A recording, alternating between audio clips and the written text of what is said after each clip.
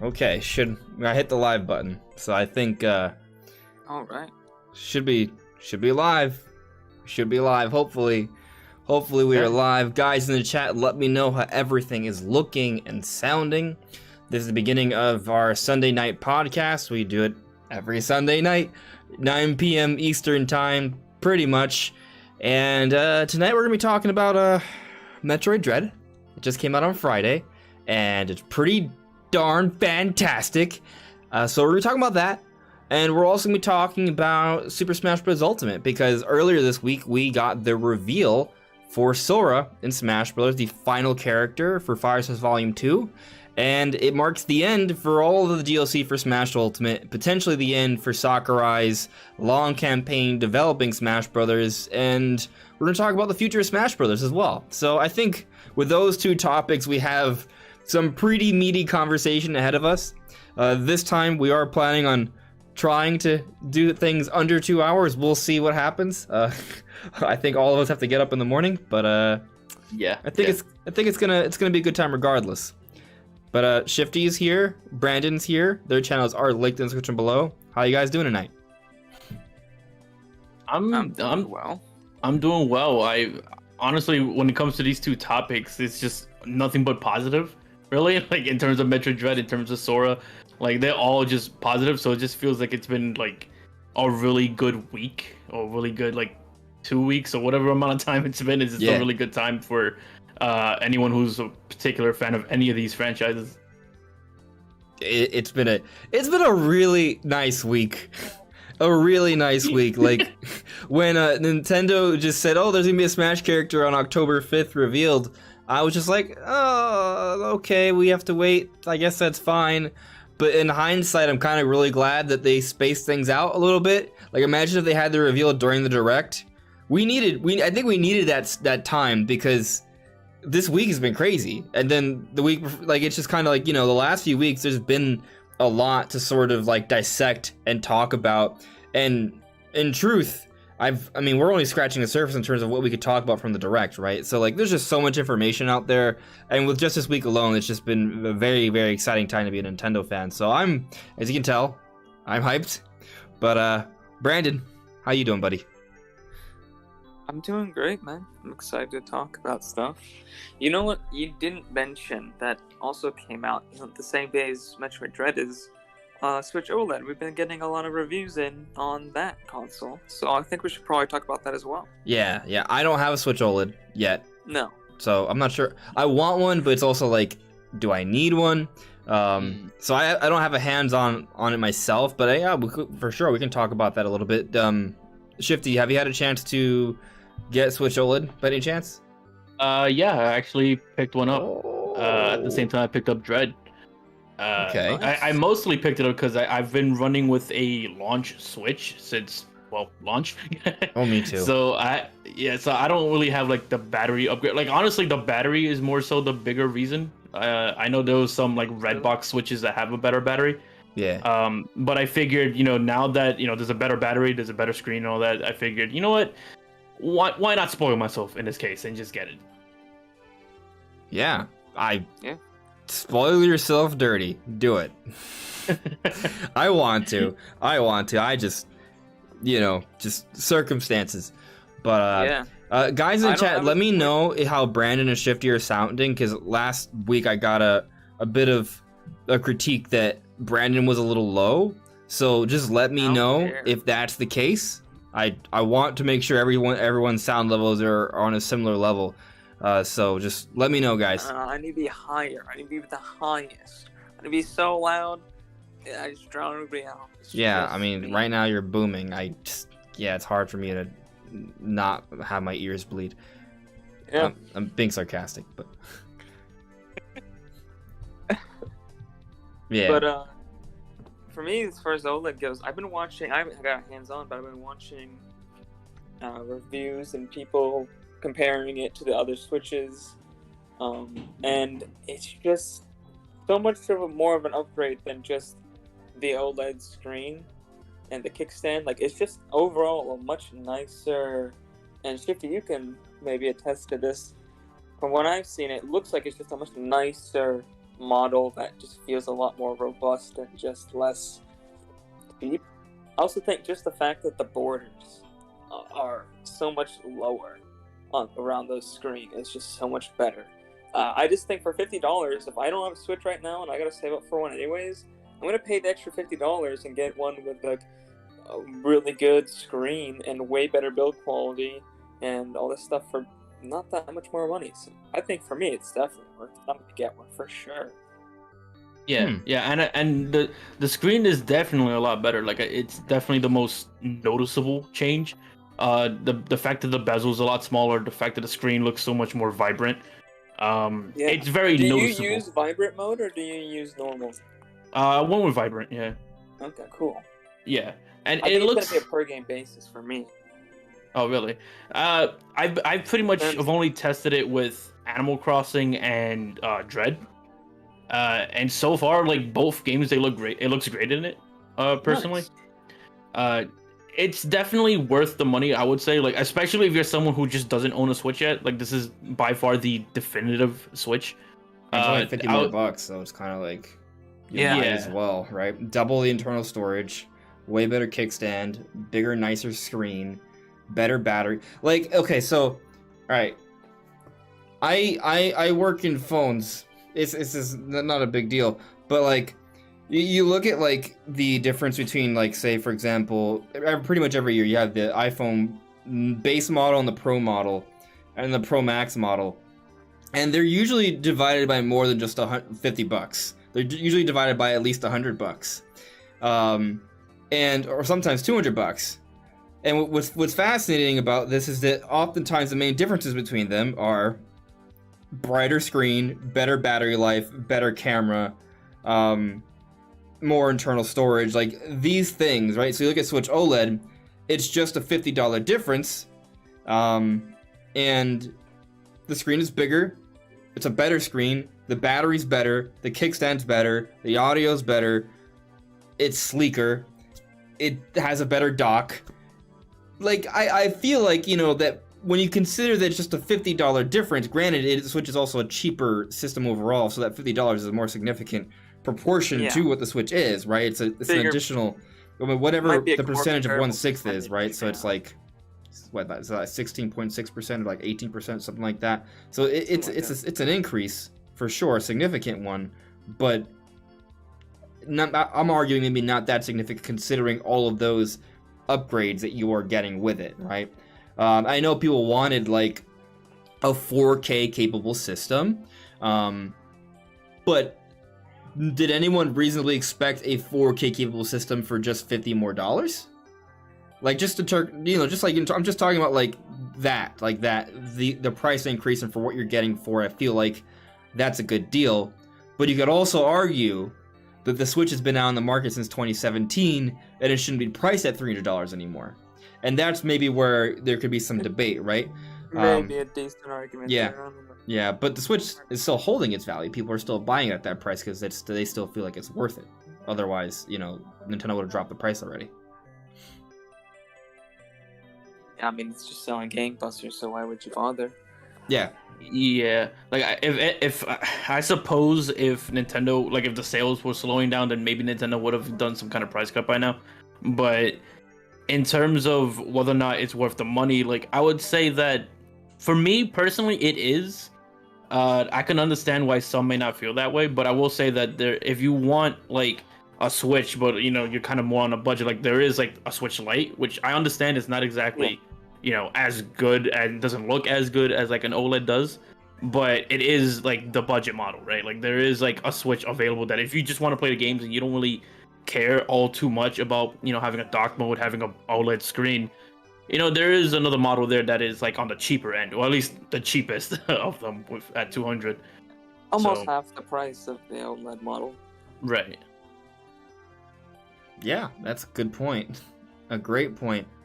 So I was on I'm gonna get to the chat in a moment. I just want to actually, you know what, let's get to the chat now. Because I'm afraid that if I say what I'm about to say, it'll be quite a tangent. So we're not done talking about Switch OLED yet.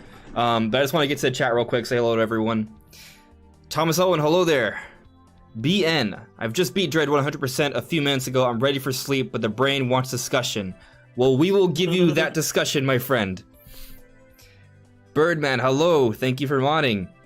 Man, my OLED Switch makes games look way better. Damn. Okay. Oh, Thomas Owen saying, I bet Ori on OLED looks sick. I bet it does. Man. That's a really good game to test it with. Yeah. I've seen comparisons, but it's hard to tell when I don't have an OLED screen on my phone. Yeah. You need to see. It's one of those things. You kind of need to see it in person. You ever take a picture with with your phone? Let's say you have a pretty good phone camera, right? You're kind of impressed by it, it's one of the selling points. And then you take a picture of something, you're like, oh, that looks pretty good. But then you look at it with your eyes, it's like, wait, my eyes are still way better. Why is there such a significant difference in color and you gotta make depth sure you take an HDR photo and you actually have an HDR screen. Otherwise, the colors just don't look right. Yeah, an interesting point. SDR just doesn't have enough colors, just period, to display a lot of colors in real life, so it just looks off. Mm-hmm. Yeah, we see an HDR apparently. Let's see here. Technically, we see beyond HDR, but Yeah. We'll get closer. Little by little. We're getting there. And also, everyone's eyes differ, right? So it's not across the board the same. D Fox, hello there. Thank you for modding. Birdman saying Astral Chain looks sick. Astral Chain would be another great game to check out Switch OLED on. Yeah. Dude, when I get a Switch OLED, I'm just gonna be trying every old game I've ever played, just to see it. That's why I want to get it, because it's gonna make me actually want to play in handheld mode.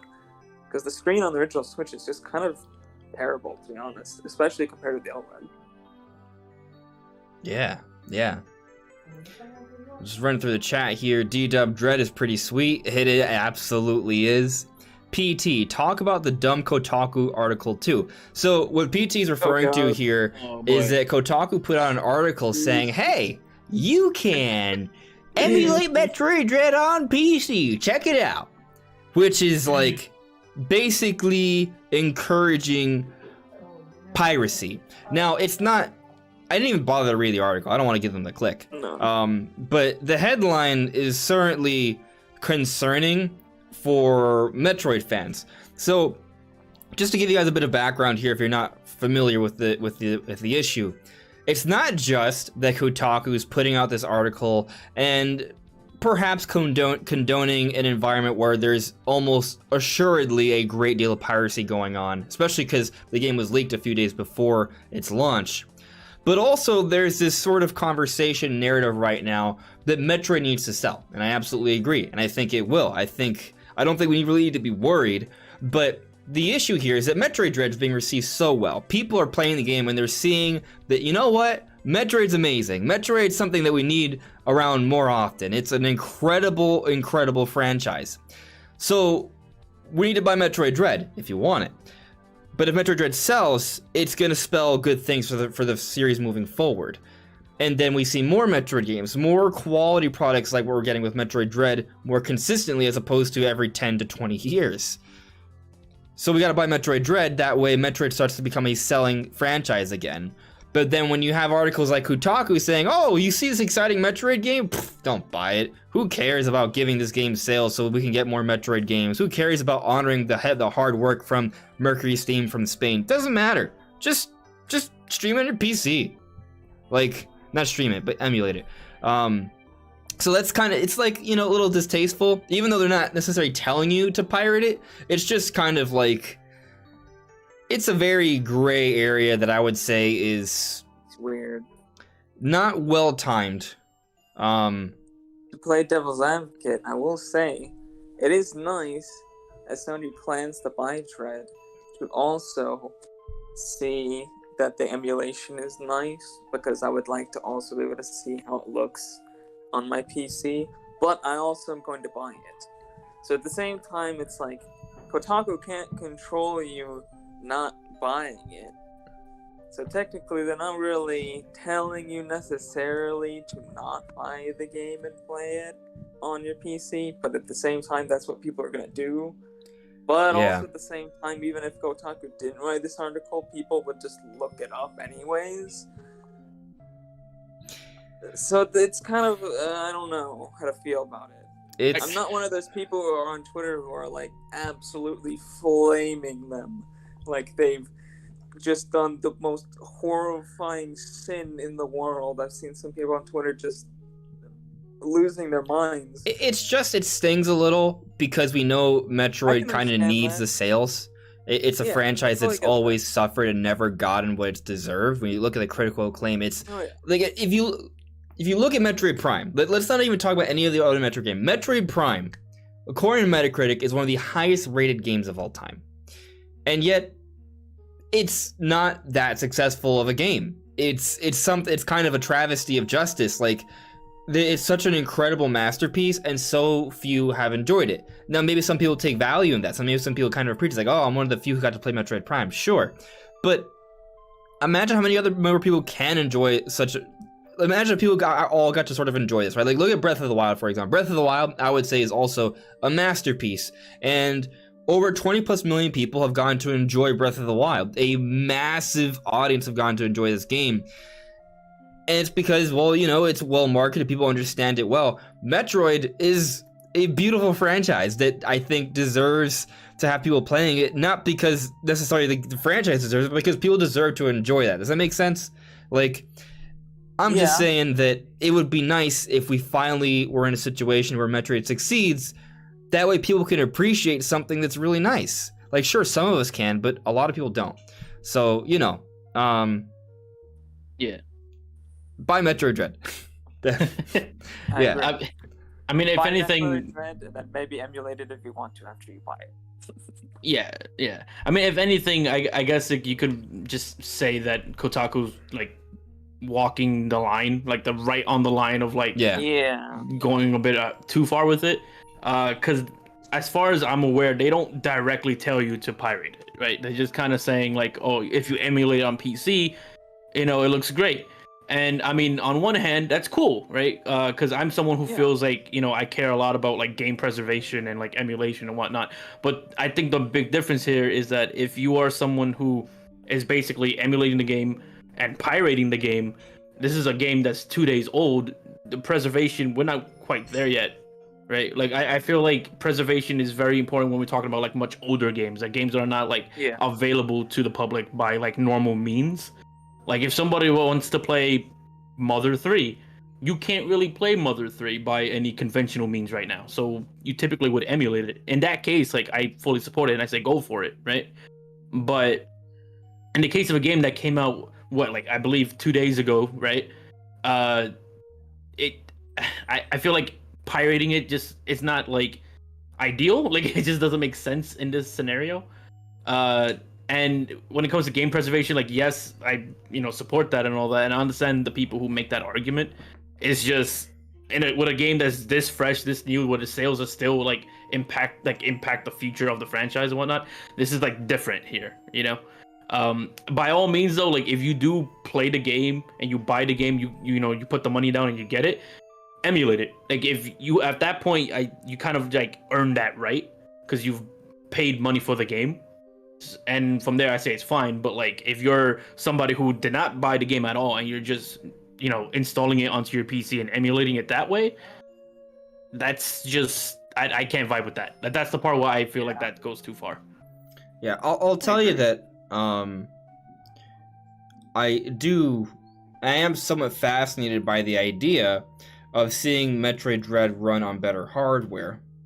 Granted, I feel like the Switch is handling Metroid Dread fine, right? But there are a couple minor little things, like basically just the loading screens. 720p, so unless you want to add effects or anti-aliasing, it's pretty much maxed out there. Yeah, I mean, I think they're for the art style, they're pretty much getting it down. Like there's it's not like you're looking at this like, wow, Switch is barely doing this game justice. Like no, it was designed. The game was designed with Switch in mind, and it's fine. It's really just the loading screens that kind of chug a little bit. So that's like it.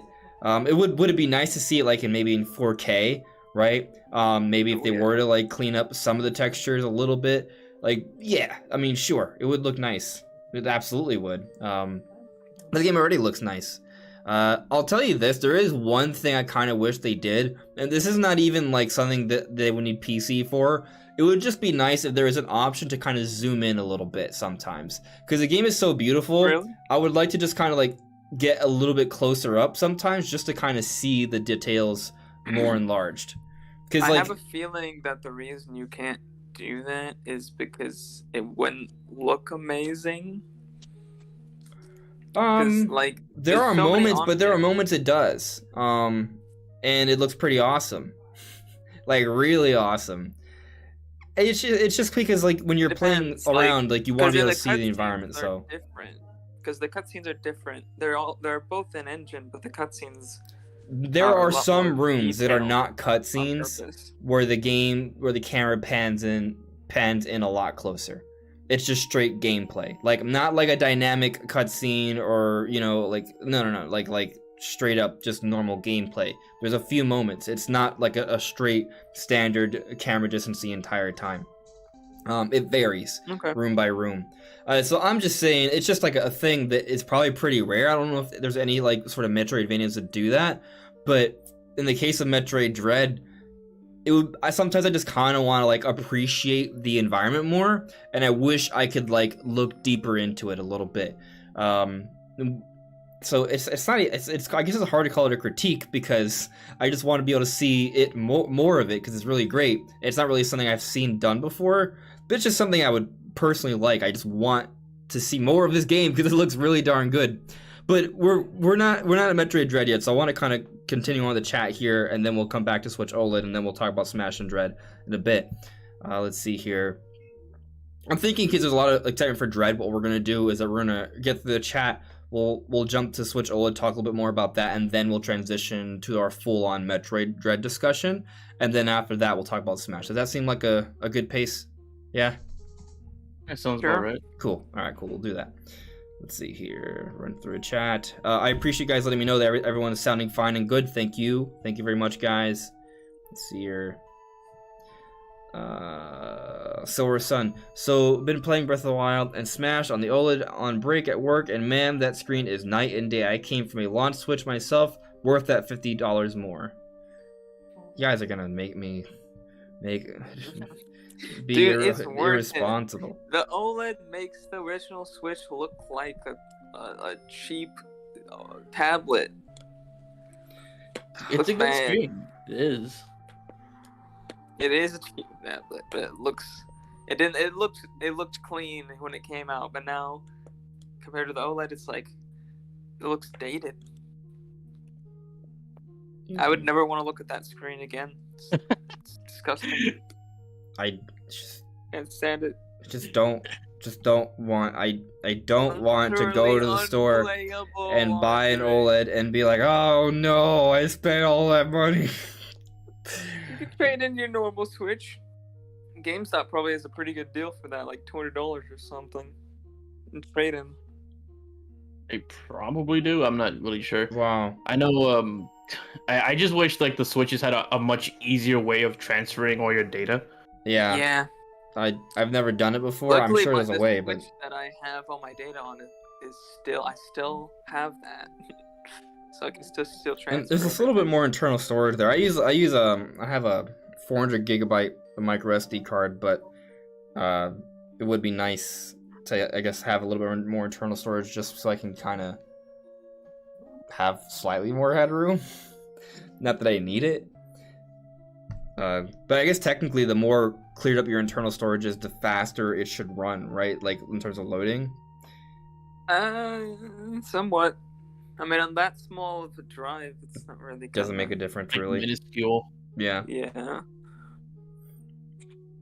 I mean, with how cheap micro SD cards are now, and by the way, you can get them in terabyte sizes. I just don't see. It's like cool. I guess they did something, but that's like the least impactful upgrade on the Switch OLED for me. Okay. Yeah, I mean, I get your point. Like, it is just like, just put an SD card in there. Big deal. ASAP Rel, added me. The Kotaku article is definitely encouraging people to pirate the game. Okay. All right. I Yeah. haven't read it. I Yeah. want to see what it says because it depends on how it's written. If it's You know what? if it's Let's maybe just- it says in it, maybe it's Okay. like To don't my- pirate I'm going to an give them a article, click. who knows? To my knowledge, the way it is written, it's basically saying to emulate like the past games, like what is it? Like it's basically saying to emulate like Metroid Fusion and Super Metroid and all those games. And from what I've understood, mind you, I didn't read it, so I'm just going off of word of mouth. I clicked on it. Okay. I've clicked on it. I think it's just people believe there's an implication being there, right? The fact that you put this article up like 2 days after release of a game that pretty much needs the sales to really prove that there's still an audience there. Yeah, I don't know. I mean, it could be that they just want you to like emulate, or that Kotaku wants you to emulate the older games, or maybe there is an implication about like Metroid Dread itself. I'm not entirely sure. Maybe some guy was just like, "Oh, look how cool it looks," and then he was just like, "I this is interesting to me. I'm just post it." I didn't really think about it. So that sounds just like looking something at I it, there would- this isn't post like sounds something I they're not doing anything to dissuade piracy. Like they just jump into like, hey, so here's this powerful. Just you have a powerful PC, use the open source emulator, and just have at it. Like I don't see anything here that's like anti-piracy or anything. like I mean, that. it's a gray area, right? Because It's oh not wait, the no, worst thing ever. they had an But- update. They put an update to the article. So they updated the article today at 2:20 p.m. because they were probably getting a lot of criticism. This is what the Probably. update says. An earlier version of this story was understood by many readers to be a direct suggestion to illegally download this just-released game. We regret this interpretation. Kotaku believes emulation is a vital part of the world of gaming, not least when it comes to game preservation, while not directly encouraging anyone to break the law and download games they have not purchased. We believe our readers are intelligent adults capable of making such choices for themselves independently of us. So I'm gonna just be entirely frank. This feels like damage control. That's just my interpretation. And why do I say that? Because, well, I get it's not that what they're saying could be true, but like, it's something that's being done after the fact, right? After the response. So I mean, it is in fact a response to backlash. That is what it is. Without the backlash brought this to their attention. So you could argue that alone is already damage control, right? But also the update is at the very bottom. Like it's not like at the top. Maybe correct me if I'm wrong, guys, but there are a lot of articles when they get an update, that update is shown off fairly early on. This update's at the bottom of the article. Like they don't talk about it till the very end. You might not even see it because there's ads and stuff. So yeah. I think it's also just says a lot that when you read the update, everything that was pretty much said in that update just kind of said it's not our fault. Like that's pretty much what it just boils down to. Like it just says like, hey, we know our readers are intelligent enough to know not to do the thing that you're accusing us of doing because we don't do that. Like that's basically what it sounded like to me. It just sounded like their way of trying to distance themselves. Point. Like I don't think anything they said was wrong. Anybody reading that article should be intelligent enough to know that it's illegal and wrong to pirate the game without buying it. Like I feel like it doesn't really have to be said. I feel like it's like the warning labels on just random like soap that says "Do not eat." Don't drink bleach. Food. It's like that doesn't need to be said. It's required by law, and yeah, it'd be nice if you said it, but I don't think it's like it didn't really need to be said. It's kind of obvious, so I kind of see their point. But I don't know.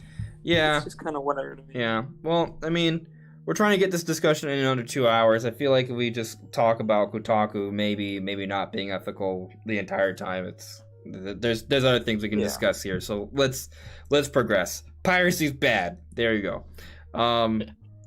Moving on.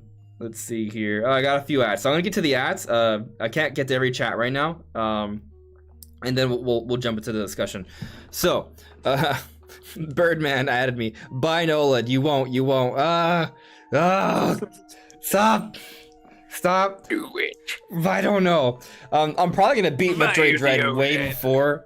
I even like. I'm gonna beat Metroid Dread like in a day or two. Like, I have a day off on Tuesday. I'm going to beat Metroid Dread probably on Tuesday. I feel it in my bones. So, I maybe Wednesday if I get really busy, which is possible. But this. And once I beat Metroid Dread, what on Switch currently, I'm gonna be like, oh, I would love to play it on this. Mario Party? Advance Wars? Like, those games are fine, but here's the other thing is that I, in general, like to play my Switch games on my TV. Switch OLED looks amazing in handheld mode. How often do I use handheld mode?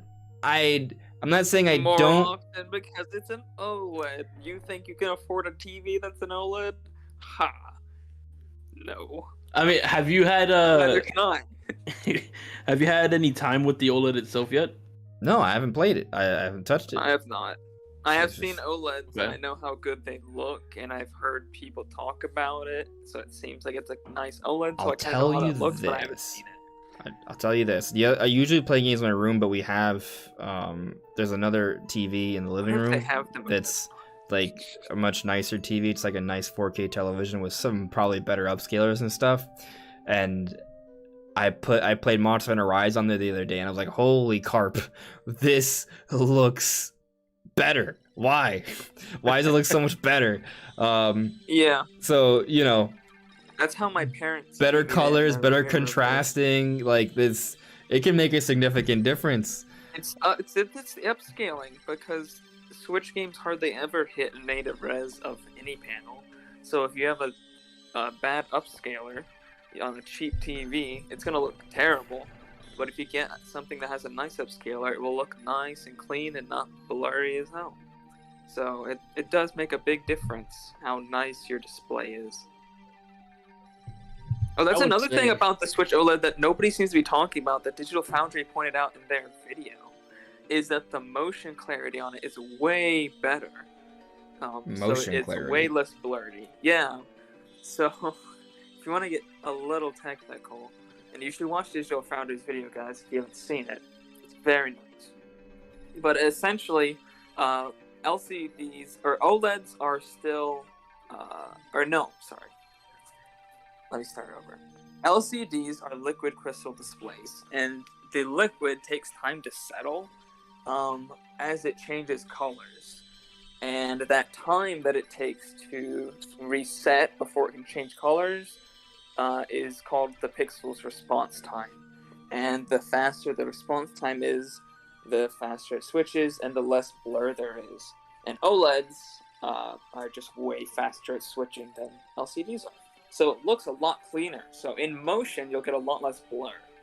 So everything will look sharper. So even though it should actually look like a slightly higher resolution display, because the pixels will be a lot less blurred.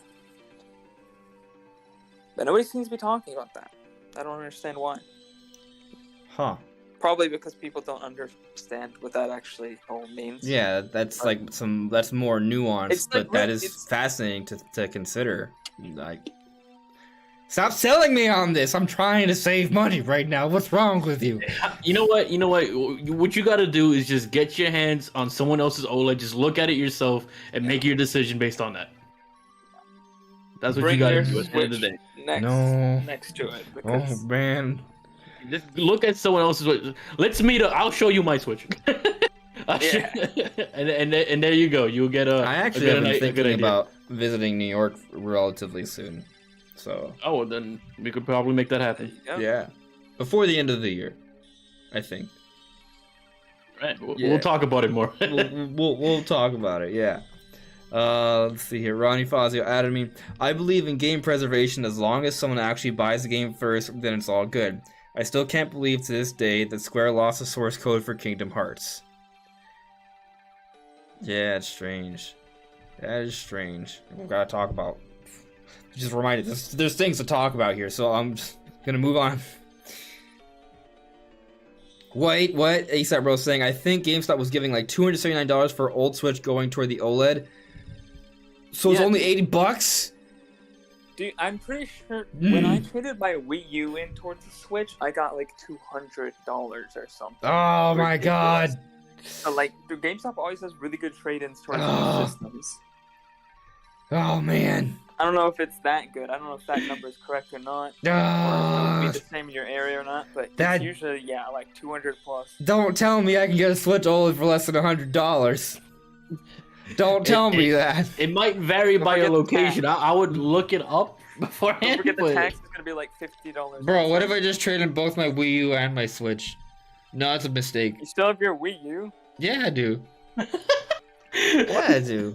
No, Wii U is important. Virtual console. Yeah, the Wii U is valuable. Yeah, I've traded my Switch for a the Switch OLED. The only thing I want on the Wii U is Xenoblade X and Wind Waker. I got Metroid Fusion on my Wii U. And I could get Zero Mission on there too. Hello there, Super want to Chris. play those on the Wii U though. Oh, okay, I got some funsy questions. Nintendo Reconnect. On just restart. Do you like American football? No. I don't hate American football, but I wouldn't say I'm a fan of it either. I'm a neutral party. I'm not that I don't like sports, but pretty much like I'll play pretty much any sport. But in terms of like watching, the only sport I like to watch consistently is basketball. Everything else is just kind of like only when I'm forced to. And even then, I'll find a way to distract myself. Yeah. I'm going up my way to watch sports, but I used to watch it with my parents a lot. We'd watch the Texans and nobody else unless it was the Super Bowl. And we'd always have special like snacks and food we'd eat. It was great. Now I have not watched football a single time since I moved out. Yeah, I'm not much of a sports guy myself, but if I was absolutely in a group of friends, I'll watch anything that's like combat sports, like UFC and like cable, that is fun to watch. Nobody got cable. That is fun to watch. Whenever I've been stuck somewhere and there's fighting on there, I'm gravitated toward it to some extent. But I don't follow it. Like I don't know the names or stats or anything that. Ronnie Fazio, what about reading Bleach? Because earlier I'm pretty sure I was joking about drinking bleach. Never drink bleach; it'll kill you. But reading bleach won't be too bad. Reading bleach is great. Bleach is making a comeback. And in case you're confused, there's Bleach the chemical, which is used for cleaning, and it will completely strip away all color from your clothes, and it destroys germs, and it's a powerful rip thing. Out your insides if you, it'll destroy you. Glug. Do not do that. But there's also Bleach the anime or manga, which is really good, and it's getting a comeback. They put out we thought it was gonna be like just like a one-off, like sort of like anniversary thing, but it actually announced a whole other like arc to the Bleach series, and the previous final arc for Bleach is getting an adaptation. But with this new arc, that means there's all of a sudden a whole bunch of new Bleach. Bleach is coming back, and I am a Bleach fan. I would read Bleach. Oh, yeah. I have read Bleach, and it is awesome. So now, if you eat Bleach, you just look like a weirdo. It's not that harmful for you, probably. If you eat the manga, like the comic book paper, it's not advised. I wouldn't. Yeah. Yeah. I wouldn't. Kind of a waste. Well, yeah, it's a nice comic. Why would you ruin that? Can't imagine it being tasteful. Yeah. No. PT, if you do get an OLED, remember to transfer your data. Yeah, I need to do that. Yep. My parents don't forget my original Switch, so I'm good to go. And don't forget your Animal Crossing island, because you can't just transfer that normally. You have to use a whole other transfer tool for that. Yeah, I think it's like an item in game now or something that you use. I'm not sure. It's like a whole separate app. Like you have to download it from the eShop. Yeah. I think I might just opt to start from scratch. I can't do that. I only put in like 30 some hours Animal Crossing. I may never turn on my Animal Crossing game again. So fair enough. I actually care about my Animal Crossing island, even though I haven't played it in like years. Someone will probably come back like everything's gonna be different. I'm like, what happened? Yeah, nobody is here anymore. I just know that if I delete the island, I'm definitely never coming back. Like I'm not getting rid of all that. But there's still so much I haven't done in the game. I would definitely play. When's the Animal Crossing Direct? March No, wait, October 15th, March 15th. Conceivably, I could watch that direct, and there'll be something there that'll pull me back. But I'm gonna assume no. I think Animal Crossing just isn't my kind of game. And this is not to slight Animal Crossing fans. Animal Crossing is amazing. New Horizons is a very high quality product. I think it's a fantastic thing. When I played it, I did like it. But there's just something about Animal Crossing that just doesn't fit me. And basically, it's just that Animal Crossing is like living a life. I'm already living a life. And every time I play Animal Crossing, I'm like, oh, crud, I have to do all these chores. And then in real life, I'm like, oh, crud, I have to do all these chores. So, for me, whenever I play Animal Crossing, it's an existential crisis. And I just don't need the existential crisis. This says more about you than it says about the game. Right, and that's all I'm saying. You don't have to do anything in that game. That's all I'm saying. That's amazing. You're like, good job, dude. You took 2 minutes to fish today. You are. I will tell you, I would have loved to have completed my museum collection. They just adore collection. you for no reason. I would have loved to have done that. Animal Crossing just becomes like a stock market simulator for me. Yeah, that also gets New Leaf, strange. and I played New Horizons. Never once bought a turnip. Bro, because I never played on Sunday. I straight up. I think my last time playing it, it was just I made like 3 million bells in that game through the stock market, and I just turned off the game. It was like I have so much money now, I don't know what I want to do with it. All right, I'm moving on. A guy you don't know. Aw, snap, you haven't beaten Dread yet? I beat it today, so I'll keep my mouth shut about the ending. So, yeah, the discussion we're going to have today is going to be spoiler-free. I will talk about everything, but I'm not going to spoil everything yet. Later into the week, I'm thinking, hopefully, once I beat Metroid Dread, I'll see. I don't know if I'll put out a video, or if I'll do a live stream, or maybe I'll get a couple other people to come join me. I don't know if you guys would want to join me. We'll do like another discussion that'll be fully about like heavy spoilers, because I'm kind of keeping it separate because I know a lot of you don't want to get spoiled. A lot of people are playing Metroid Dread right now. It's only been out for 2 days, so not going to spoil anything really during this discussion. But we are going to go deep on it. We are going to talk about it. Just not specific story spoilers. I'll allude to things, so if you know of it, you will know what I'm referring to, but if you don't know of it, then you'll be fine. So that's the plan. Yeah. But now we're about to jump in, but I'm going to check out this one super chat from Mark Jacobs first, and then we'll jump in. So, thank you very much, Mark. Mark Jacobs says, "Hey Andres, how's everything? It's been a while. It's been 3 years since Smash Ultimate released, and while Sora isn't my pick, it's still a good final." I'm doing okay, man. I'm doing okay. Not bad. Things are moving. Things are progressing in life. So, you know, yeah, it's all right. But, yeah, Smash is finally done. And I'm not a Kingdom Hearts fan either. And while I always acknowledged Sora as a possibility, I always felt like it was a distant possibility because of the Disney situation. And looking at what happened, it's clear that it was definitely an issue, because there were no Disney characters shown off at all during the presentation, even though this is a Disney character in there. So it's, and when I mean like traditional Disney characters like Mickey, which one's the duck? Which one's from Looney Tunes and which... What? I mean, Daffy? You thinking Donald? No, Daffy's Damn Looney it. Tunes. Donald Duck. Donald Duck from Disney. Right. The white one with the blue hat. You even watched Mickey Mouse Clubhouse. How could you? And then there's Goofy, okay? Okay, you got Goofy. And then there's Minnie, and there's Pluto, Yes. and there's the other one that I don't... This is a bad one. And then there's Sephiroth. So, you know, there's that, Yeah. So, yeah. Anyways, those characters, at least with both Donald Duck and Goofy, I keep wanting to say Daffy, like, they're important, and they're not in the DLC at all. So it's just kind of interesting how that kind of came to be, and it's because, well, you know, Disney, right? But you could also argue maybe they wanted only video game original characters, so that's where debate there.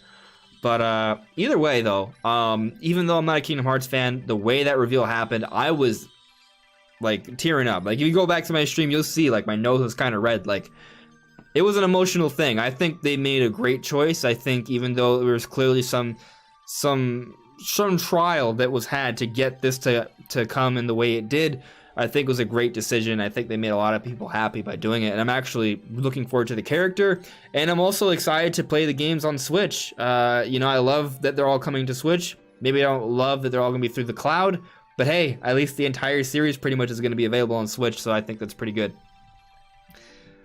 But let's talk about Metroid Dread now. And as Birdman brings up, by the way, the HD rumble is used very well in Metroid Dread. I have noticed the rumble is pretty satisfying, and which is nice because you don't get that too often in Switch games. It's done fairly well. There's certainly some additional tactical feedback there. Breath of the Wild tactile, yeah. HD rumble. Yeah. We were told we thought that the first one was gonna have it.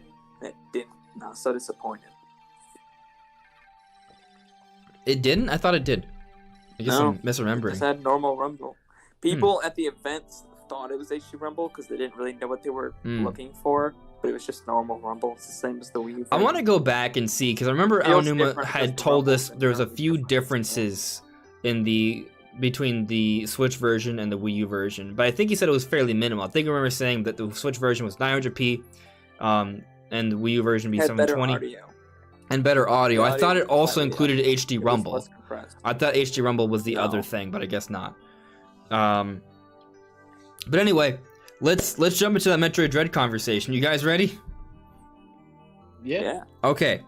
So, Metroid Dread is pretty much everything I could have hoped for a 2D Metroid title to be. Like, I am floored. It's just, they did it. Like, they made the ideal 2D Metroid game. I think they did everything within reason for this. I really do think that they just kind of did everything right here. And when I say everything right, I mean, in some cases, they went above and beyond.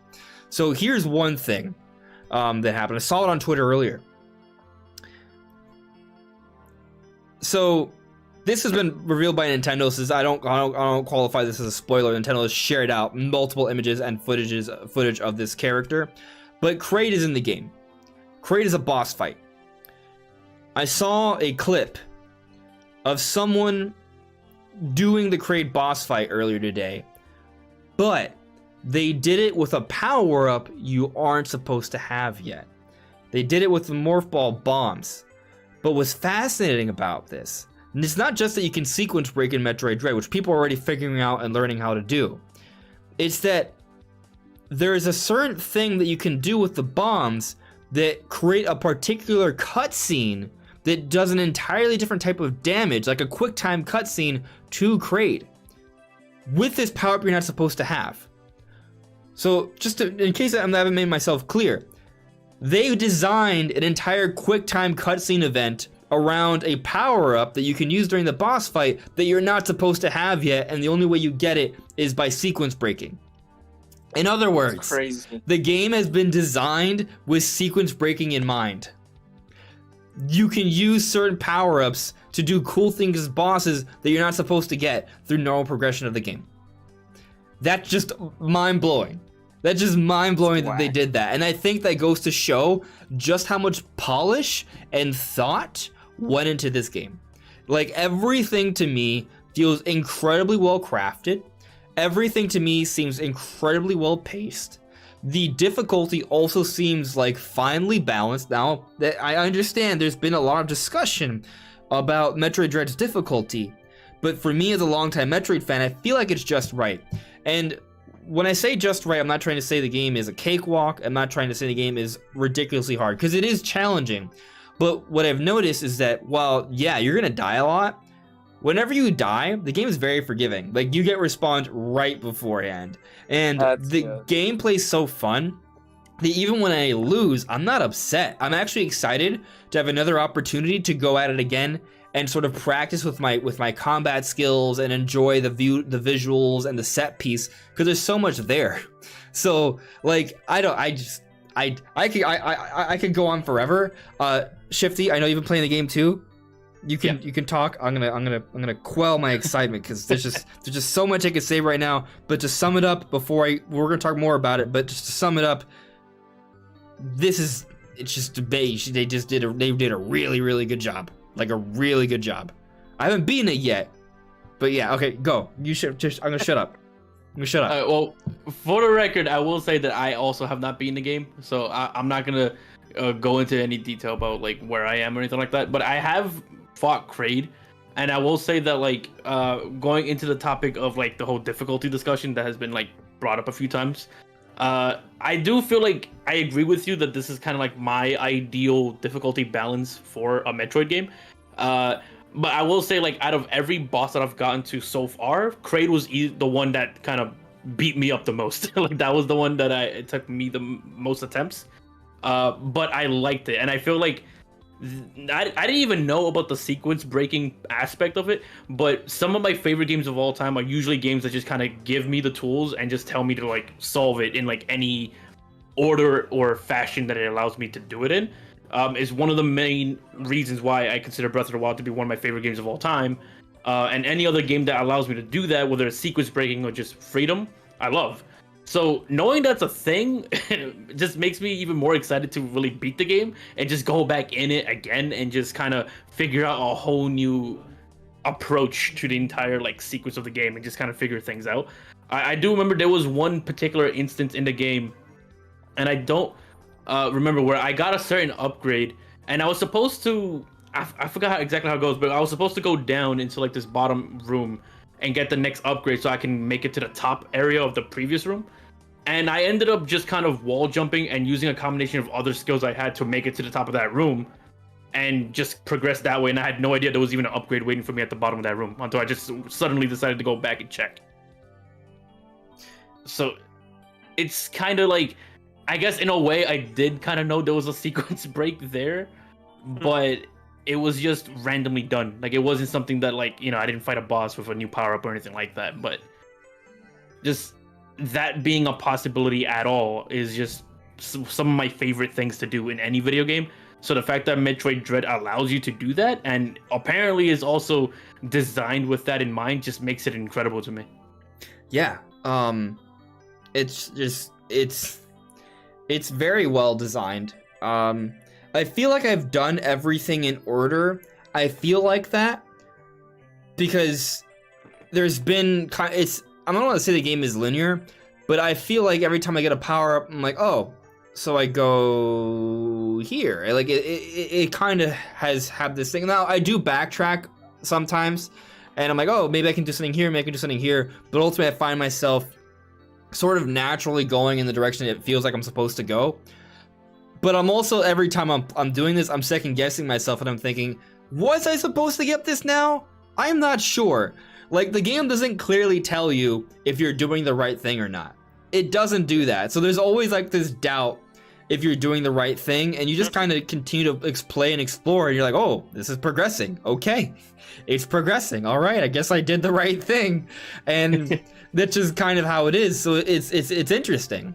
But also, right, like, there isn't hand-holding. So there's a lot of times that I'm like, I'm not, even though like I feel like there is like a direction I'm headed in and there isn't much delay between my progression and getting stuck, but it does happen a lot where I'm like, okay, what do I do next? Click on that map, and I go and analyze the map. Like, it happens a lot, and I do get these moments of like, oh no, what do I do? I'm not sure. And it takes me a little bit to figure out, but just a little bit. It's just kind of like this constant little challenge. Like, I'm constantly made a little uncomfortable in Metroid Dread. And not just the exploration, just the kind of across the board. Like, the game never lets me get comfortable, if that makes sense. And it's kind of like a common theme throughout the game. The dread element. Like the Emmy. The point of them is to make you uncomfortable. Now, there's a point in the game where the Emmy will not bother you. Just to keep it simple, but the threat is still apparent. Like, more like ominous. Like, you know that something could happen soon, and it's just kind of like that. It's just a looming feeling. And as you progress even further to the game, there's other elements that dive even deeper to that sense of dread, and it's just fascinating to me, like, how well this game is sort of bringing everything together. Like, there's the story sequences, there's the gameplay, there's the music, there's the environment, there's just the design, and everything, as I said earlier, makes you uncomfortable, but not in a bad way, just in a, oh, okay, I'll just, not like extremely uncomfortable, just like a little bit. It's just constant a sort of experience where you're forced to sort of challenge yourself and push forward, and it's exhilarating, actually. So I just, and then when you get past these points, you're like, wow, that worked out really well. Like, it's just, the game is just designed very, very intelligently, I feel. And I see people already going through the game multiple times. This is the kind of game that is fun to replay because of the sequence breaking, because there are little things you could have done differently, because it is a game that is probably very fun for speed runs. Like, this is a game that people are going to be replaying and sharing a lot, I think, and that's going to go over well for sort of marketing the game, right? It's kind of like Breath of the Wild. You look at Breath of the Wild, there's so many different things you can do. There's a great degree of freedom in terms of how you explore and progress in that game, and what you do, like, especially with the physics and all. And so what happens, people that may have all these incredible discoveries, and they share it on social media, and then people watch that, and that gets them excited for the game. And that's kind of marketing in and of itself, right? Because then more people see that, and they're like, oh, wow, that's really cool. I've seen these things from Breath of the Wild. Maybe I should try it out. I feel like something like that's going to happen for Metroid Dread as well. Like, we're seeing these cool things, these sequence-breaking things, and just like these really cool elements, and I think people are going to share it, talk about it, and more people are going to pick up on the hype and the buzz, and they're probably also going to pick up Metroid Dread. Yeah, I could definitely see that being a thing. And I'm also very impressed to see how far Mercury Steam has come. Because I remember back when they were like confirmed to be working on Samus Returns, where I had a lot of worry and caution when it came to that announcement, primarily because, like, I'm like a big Castlevania fan, and they worked on a Castlevania 2.5D game before, and in my personal opinion, I didn't think that game was very good. I mean, if you enjoyed it, that's fine, but I just didn't like that game very much. And then seeing them go from that game to Samus Returns and to now Dread, it just feels like, I don't know if it's Nintendo's direction. I don't know if Mercury Steam just needed, I don't know, a different company to work for, or whatever the case may be, or work with. But it's really interesting to see how I went from viewing the company in a bad light to seeing them, like, in a really positive light. Like, probably one of the most, like, to the point where I almost want to see them do another Castlevania game.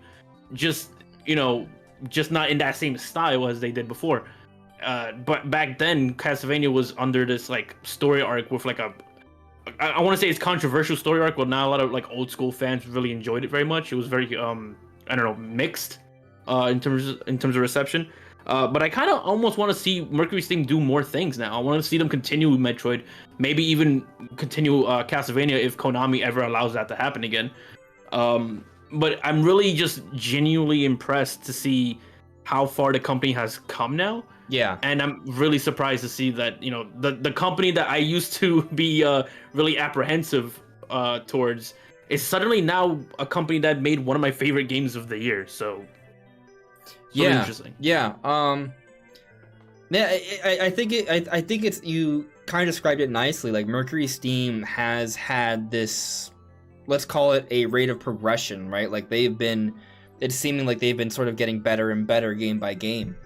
And I do think a lot of that does have to do with the direction by Nintendo. I think working with Nintendo so closely, they've gotten a lot of advice and direction. And I would say, you know, I don't know, but I want to say that this experience will hopefully have improved overall the perspective of the team and their staff and their abilities, and I think they'll take something away from this project, and maybe if they were to work on a Castlevania game afterwards, it would be pretty good. But at the same time, as well, I do think Mercury Steam has done an amazing job. I'm going to go back to how it's not just Mercury Steam. Like, the Nintendo put together a team here in conjunction with Mercury Steam, they got this together. Right. And Yoshio Sakamoto, the Metroid director, series creator, was at the head. So, there was direction here from Nintendo. There was support here from Nintendo. They made sure that this was a good quality product. And I thought Mercury Steam did a great job with Samus Returns.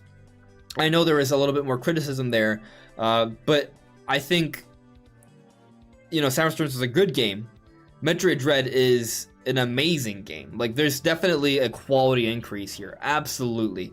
You could argue that part of that's just simply because now it's on Switch, but you look at things like Pokemon Sword and Shield, Fire Emblem Three Houses. There are some games that make the jump from handheld Nintendo systems to console, and they're still great, but I would say the quality jump from Samus Returns to Metroid Dread is a much bigger jump than to jump from the Fire Emblem games on 3DS to Three Houses versus the Pokemon games on 3DS to Sword and Shield. Do you guys kind of get the same vibe, or are we on a different page here?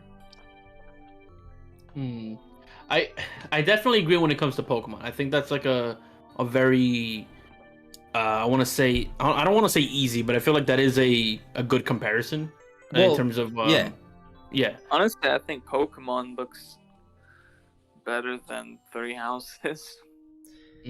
Well, you're not high on Three Houses. I really like Three Houses. Three Houses is arguably my game of 2019. Right. And I'm not trying to say that Three Houses isn't just good. Talking pure graphics. I think Sword and Shield is good. I think Three Houses is good.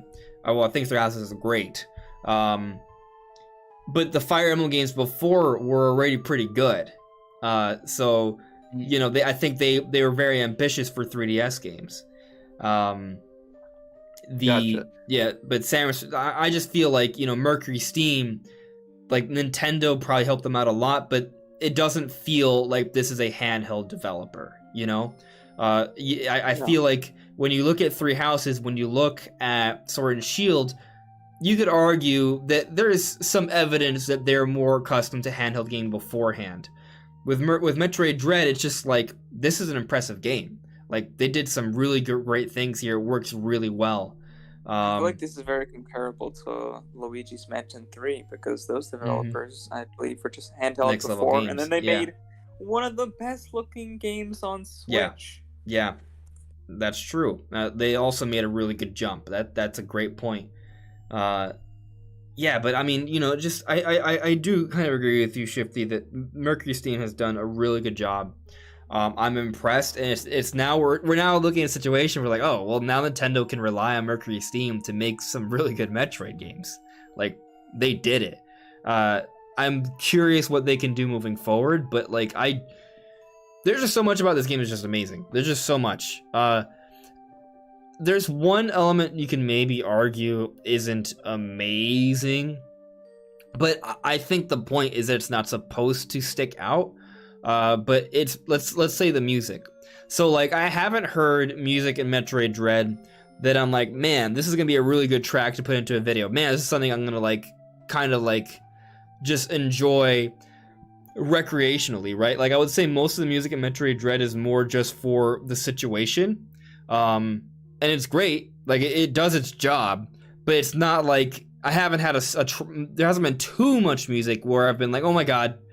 Oh, I'm gonna listen to this all the time afterwards. You know what I mean?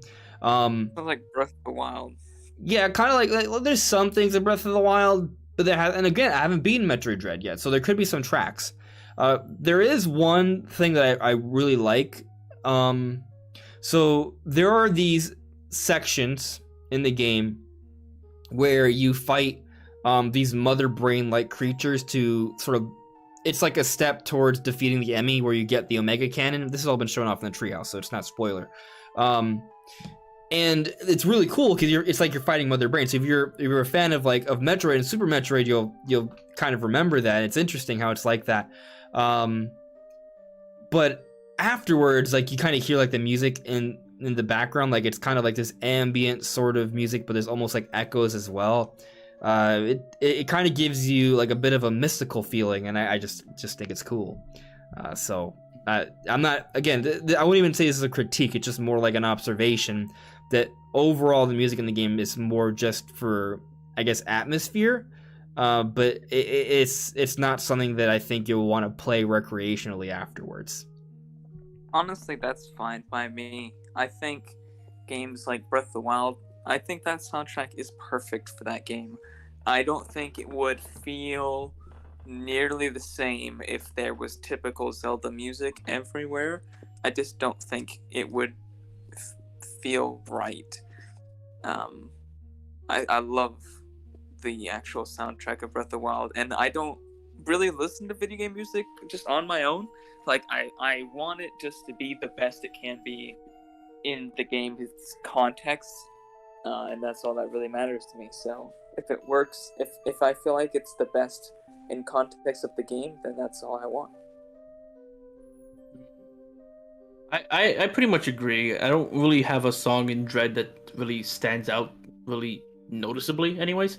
And the same way, like, with your comparison to Breath of the Wild, I pretty much think it's similar, but I can think of like maybe one or two tracks in Breath of the Wild that I have listened to away from the game.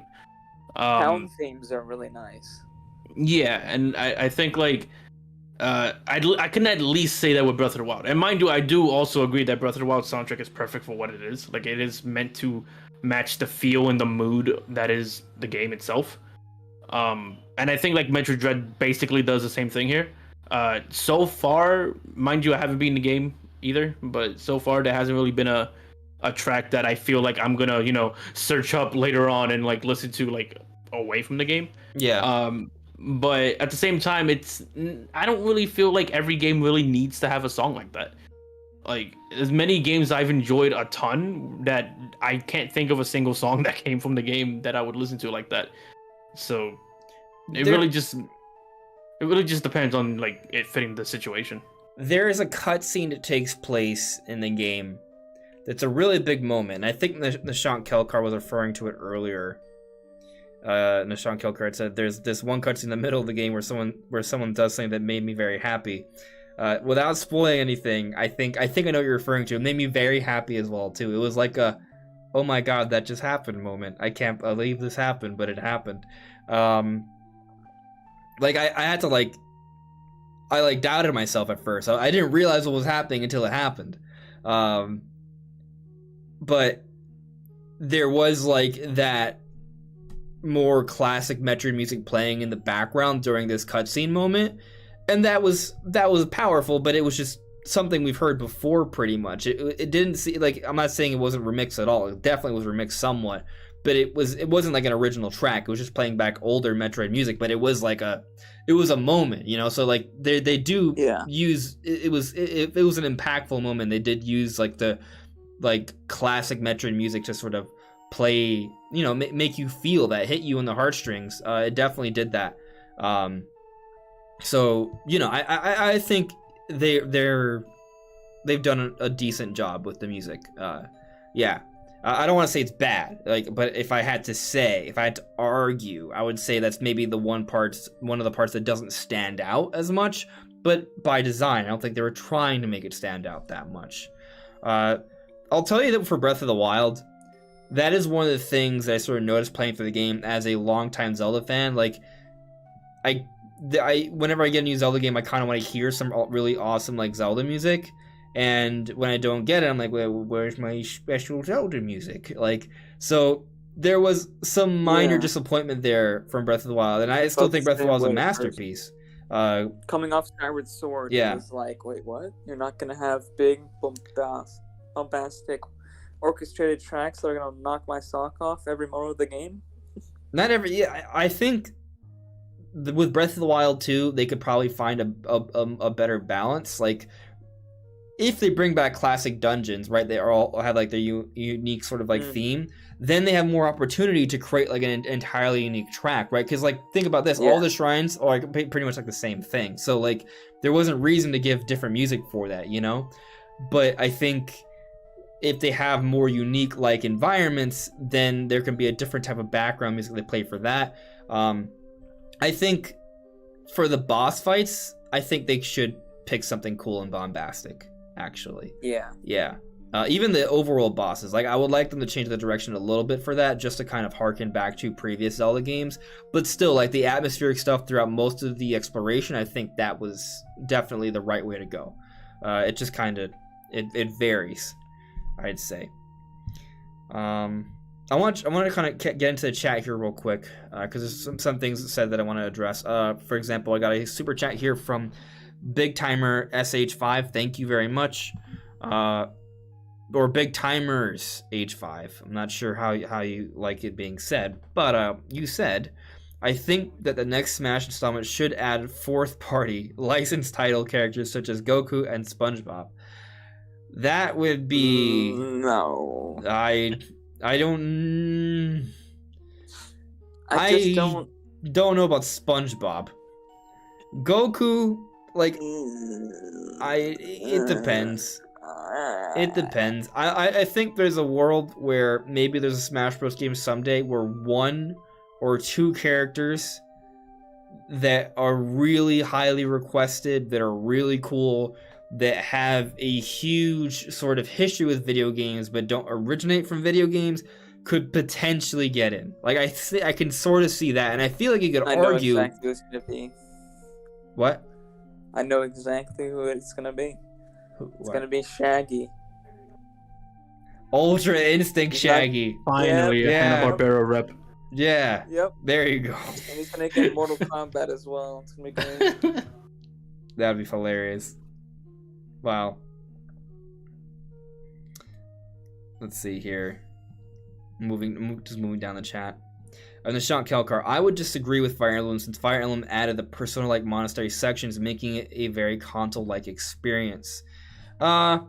So again, I'm not trying to say that Fire Emblem Three Houses wasn't even an improvement or a nice transition to home console. I just feel like the jump from Samus Returns to Dread is bigger than the jump from Fire Emblem Awakening to Three Houses. And I really like the monastery stuff. For me, that was great. I enjoyed that.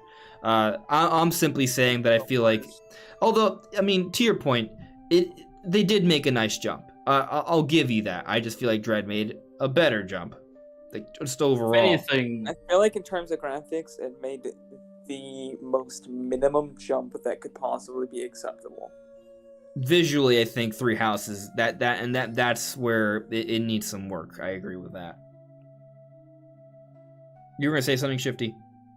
I was just gonna say that I feel like, personally, I think Three Houses made a bigger jump than Pokemon did.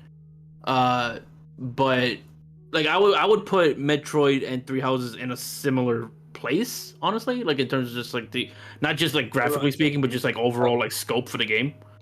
I feel like their jumps was somewhat similar.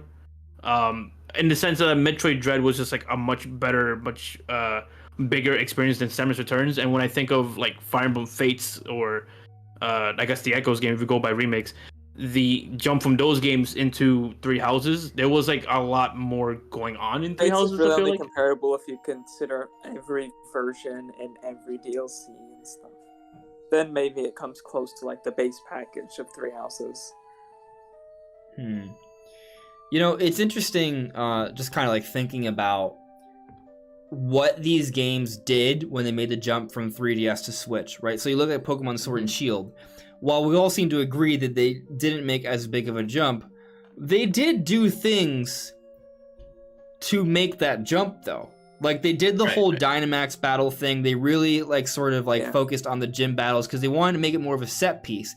And that's actually one of my favorite parts of Sword and Shield. I think they did a relatively okay job with kind of, like, making the battles a little bit more, like, ambitious and big, stadium-like. I just feel like they kind of messed up with the audio design. It's kind of bad for that, unfortunately. Like, whenever the Dynamax things happens, like, the audio, like, quiets down at random moments. It's just weird. What were you saying, Brandon? I think if Legends Arceus was the first Pokemon game on Switch, or even not the first, but after Let's Go, if it was in the place of Sword and Shield, it would have. I think Pokemon in general on Switch would be a lot better received. You say that, but then Pokemon Sword and Shield is like the second best selling Pokemon game ever. Like the reviews are still good. Like it's still it's still a relatively high rated Pokemon game. So it also under a lot of scrutiny, and that vocal minority really hits it hard. So I don't even feel like Sword and Shield is. I don't want to get controversial here. I think Sword and Shield, if you just look at it as its own independent thing, it's a fine game.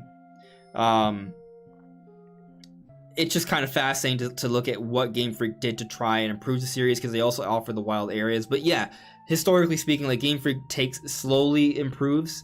I think they're trying to catch up, but they're obviously taking longer to catch up than, say, Mercury Steam is, right? Like, Mercury Steam just, like, did it. But granted, also, they've been working on this game for, like, 4 or 5 years or something. Like, I don't know how long the development was, but we got Samus Returns in 2017. It's 2021. You would have thought that maybe it wouldn't have taken them that long. But here we are. Maybe it would have come out last year if it wasn't for the pandemic. Hard to say. So there's that, while we get Pokemon games pretty much every year. So, you know, there is that to consider. The way I look at it, the only reason why Pokemon's jump is not as substantial as I would consider, like, Metroid Dread and Three Houses, is primarily because, like, Metroid Dread and Three Houses took a much longer time to develop. You know, they're not annual. Yeah, they're not annual series. So the jump for Pokemon, if you want to see a similar jump, it would have to take a lot longer than that. And they with the way Pokemon works as a franchise, it's the improvements you see in those games happen little by little, right? Like every year. So I wasn't really expecting like a massive jump for Sword and Shield, but I feel like Sword and Shield is just a decent game. Like, I think it's a decent game. It's not a bad game by any means, but because it was the first new generation on brand new HD hardware, like, people had high expectations for it. And because people had high expectations for it, they felt that, you know, a decent game was a bad game. And, you know, that's just not how I look at it. I just feel like it's just a decent game. They just had very high expectations set up on it. The game is just very,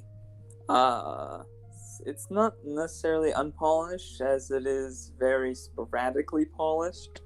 Mm-hmm. There's a word I'm looking for, and it's not coming to me, but it's very here and there as whether the game's gonna be looking good. Like, some textures look fine.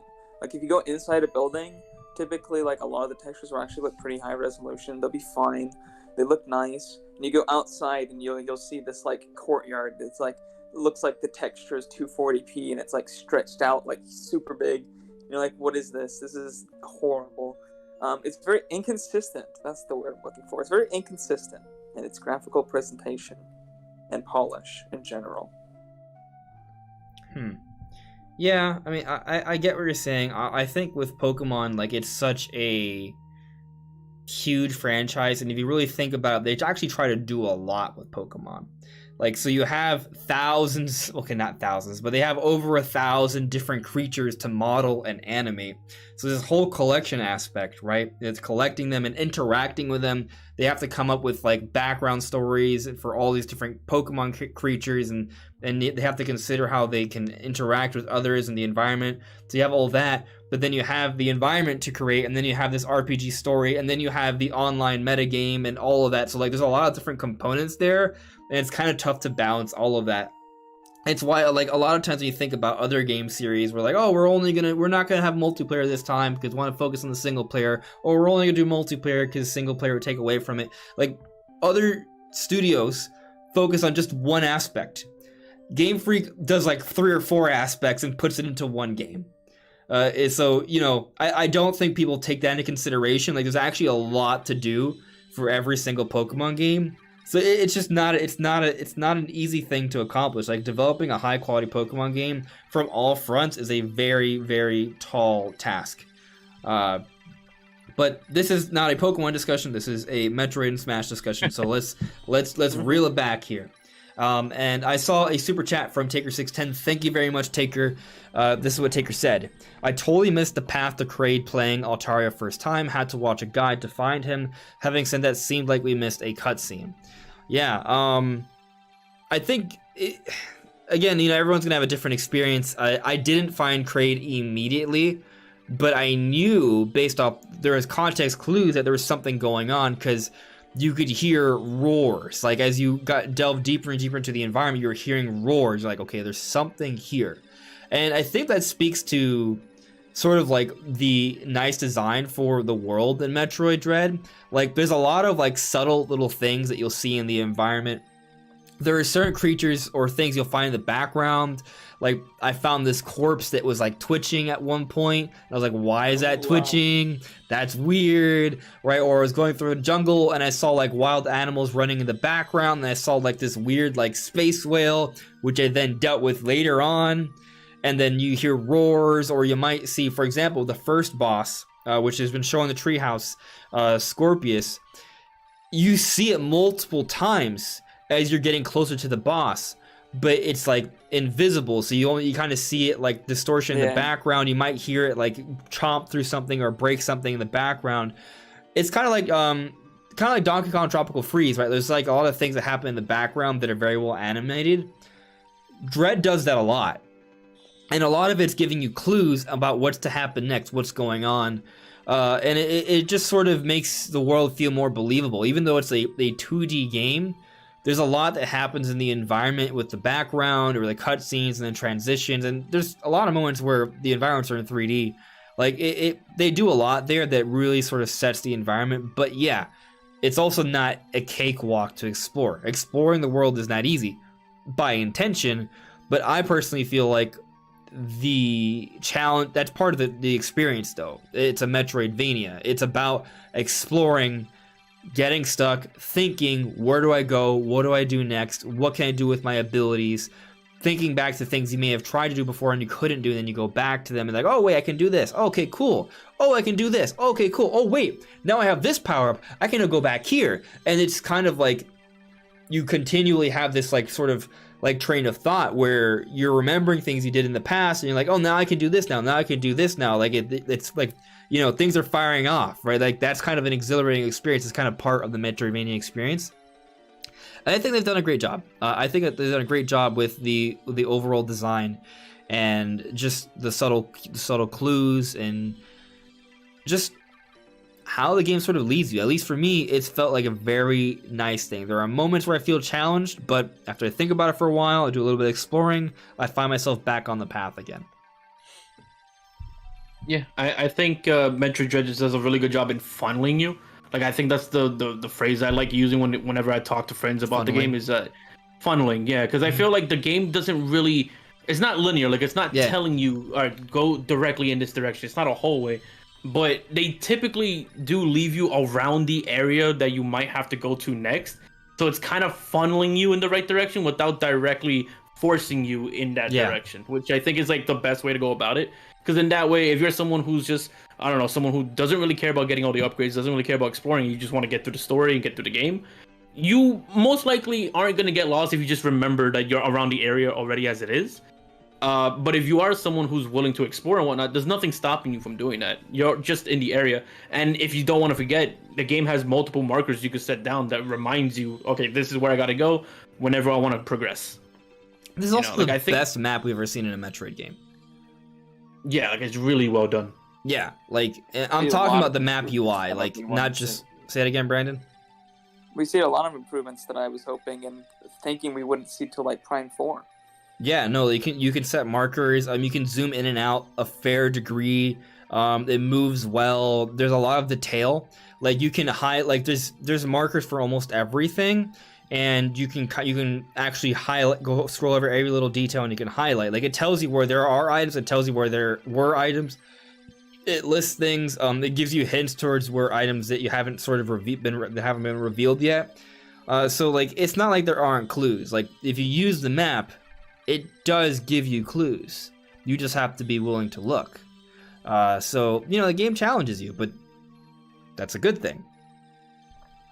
Right, and one good thing about a lot of Metroidvanias, and I think it applies like very well in Dread's case, is that if you want to make the game easy for yourself, like exploring, finding all these upgrades does help with that aspect. Like that's basically making the game easier.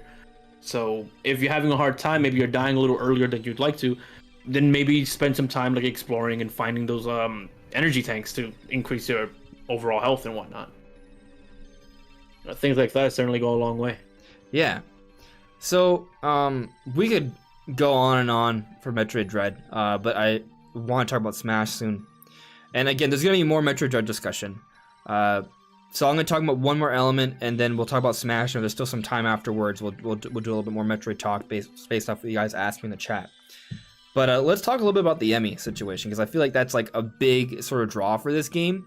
And it's pretty cool. So, like, I've enjoyed the Emmy because, like, I think they do a much better job than I thought they were going to do of that Dread element. Like, at first when they did it, I was thinking, okay, this is cool, I see what they're going for, but it's something I've seen done before in other games and in 3D games like Resident Evil. So, like, is it really anything all that unique? But seeing it in practice, seeing how it's been done, I actually think the Emmy and Metroid Dread are arguably the best example of these predator sort of NPCs, these characters that chase you around the environment.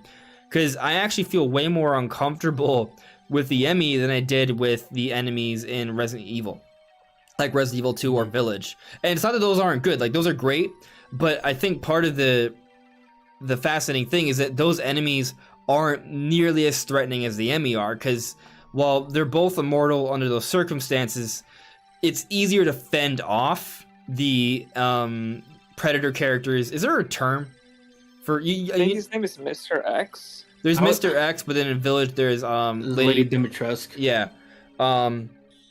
Like I want to say it's like, Resident Evil 3. There's another one. Yeah. Nemesis. Yeah. Yeah, Nemesis.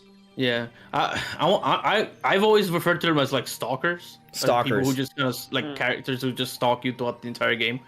Yeah. And it's cool in Resident Evil because like it just kind of happening constantly. So you know that it's still a portion of the game, but it's just like you're in that world, that part of the game for an extended period of time. In Metroid Dread, you have the map, and there are just parts of the map that have Emmy in them, and when you enter, it's very clear that you're in it. But because of the way it is, because it's a Metroidvania, you have to go in and out of these areas repeatedly to progress. So like you might get those moments to breathe a little bit when you get out, but then you'd be like, oh crap, I have to go back in there again. So you're forced to go in and out of there, and every time it's challenging because these things hear you, like they hear a pin drop and they're right on you. Or sometimes if you're not careful, you just run in and then you just smack it, like, oh, I'm screwed. It was going through the door and I wasn't paying attention. Or if you fall down, oh, it was right below me this whole time. Darn it. And then when that happens, you're usually pretty much done. But you do have an opportunity to parry away, do the Emmy counter, and escape. But the timing is very, very, very challenging. Like, I made a video on it trying to analyze it, go frame by frame, and I spent a few hours trying to practice, get better at it. And what I realized, there's a few things I realized. One, there are multiple animations for the Emmy attacks. Like, depending on what angle you go at the Emmy from and what angle you're facing, the Emmy will grab you in a different way. And there are actually multiple moments to try and counter the Emmy, at least two. So there's the hand part and then there's the face part. So if you miss the hand part, there's like a red flash, and there's the face part that also has a red flash before it stabs you to extract your DNA. So you have two chances to actually parry, even though the game tells you there's only one. But the timing is very challenging, not just because it's like a fraction of a second, but also because the timing varies, like its movement speed changes every time. So it's not consistent timing every time. And as I said earlier, there are different animations depending on which angle you go in. So even if you get used to one animation, that timing still varies. And then there are still other animations where that timing still varies as well. So it's the attention to detail is making the gameplay even harder. It's very challenging. Granted, if you get hit, you're supposed to die. Like, this is like this is like a last chance sort of thing. But it's kind of fun just to try, just to see what you can do with it. And you get off those parries that look really cool. Like, depending on which parry you do, like from the angle it comes at you, that you like kick the Emmy away or you do a backflip. And it's neat because like whenever you press X, like, so, and you fail, you'll see Samus's arm, like you'll see her do the attempt if you press X, right? So you're like still in control of Samus a little bit. Or like, for example, if you press X the second time after you missed that first chance, you'll see her do a kick. Like, so it's kind of neat just to kind of see those animations, and when you press X, you see Samus respond to try and brush off or escape from the Emmy. But if your timing's wrong, you just see her kick the Emmy, and it's like, nope, that didn't do anything to me. I'm gonna stab you now. So it's kind of neat, but it's very challenging. It's very challenging, but because of that threat level, you know, and it's constantly chasing you, and sometimes you don't know where to go. It's like, oh man, I have to figure it out, but then it's right behind me, and it's really fast, and then if it gets me, I'm probably dead. Like, that element's constantly there, but you can escape and then come back. But it's always constantly there, and it's a nice little challenge. And it's fun because when you do die, you respawn right out. So it's not like punishing. It's just like, oh, that was tough. Well, let's do it again, see what happens. Like that, because I don't mind trying a section over and over again.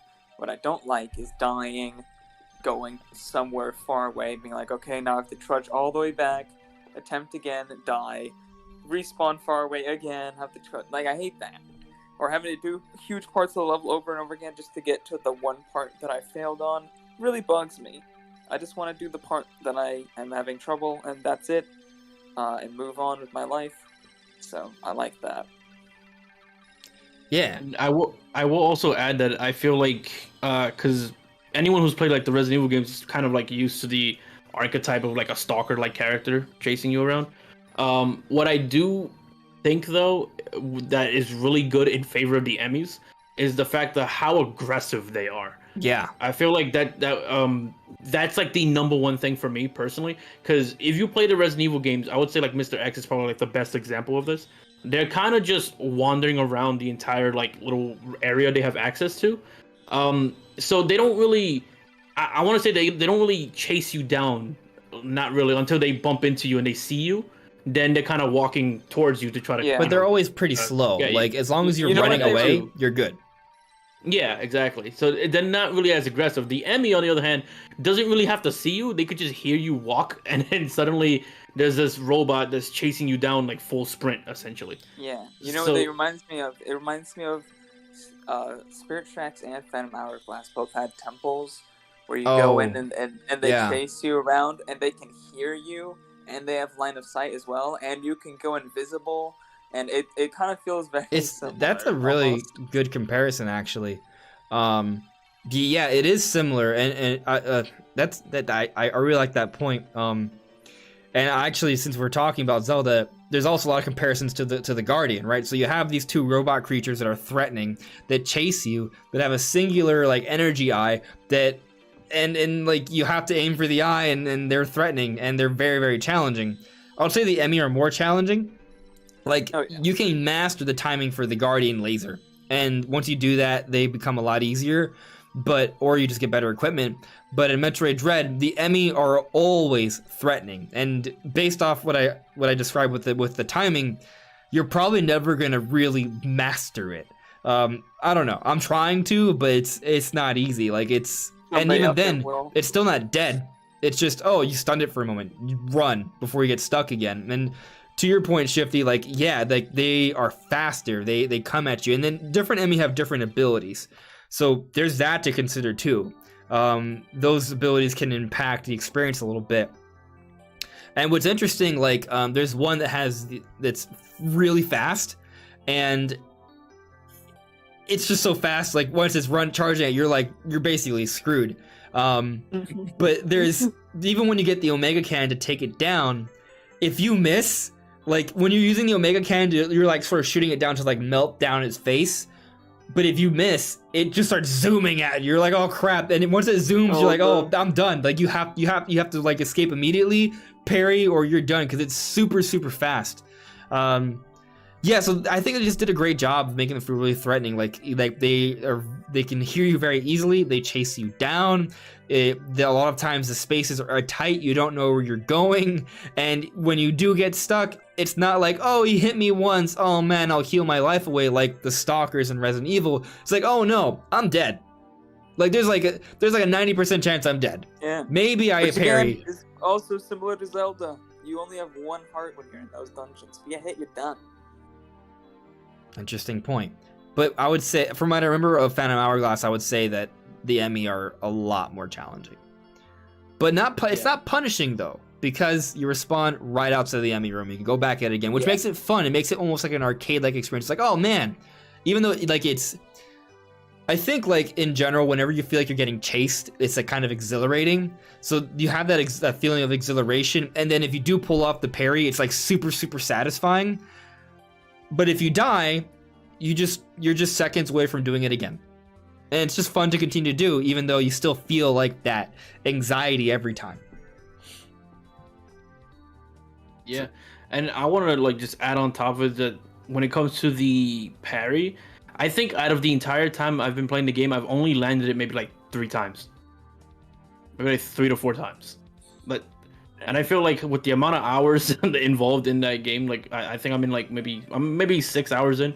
I feel like if a parry window is that tight, 6 hours into a game, if you only landed it 3 times, that's a really tight window.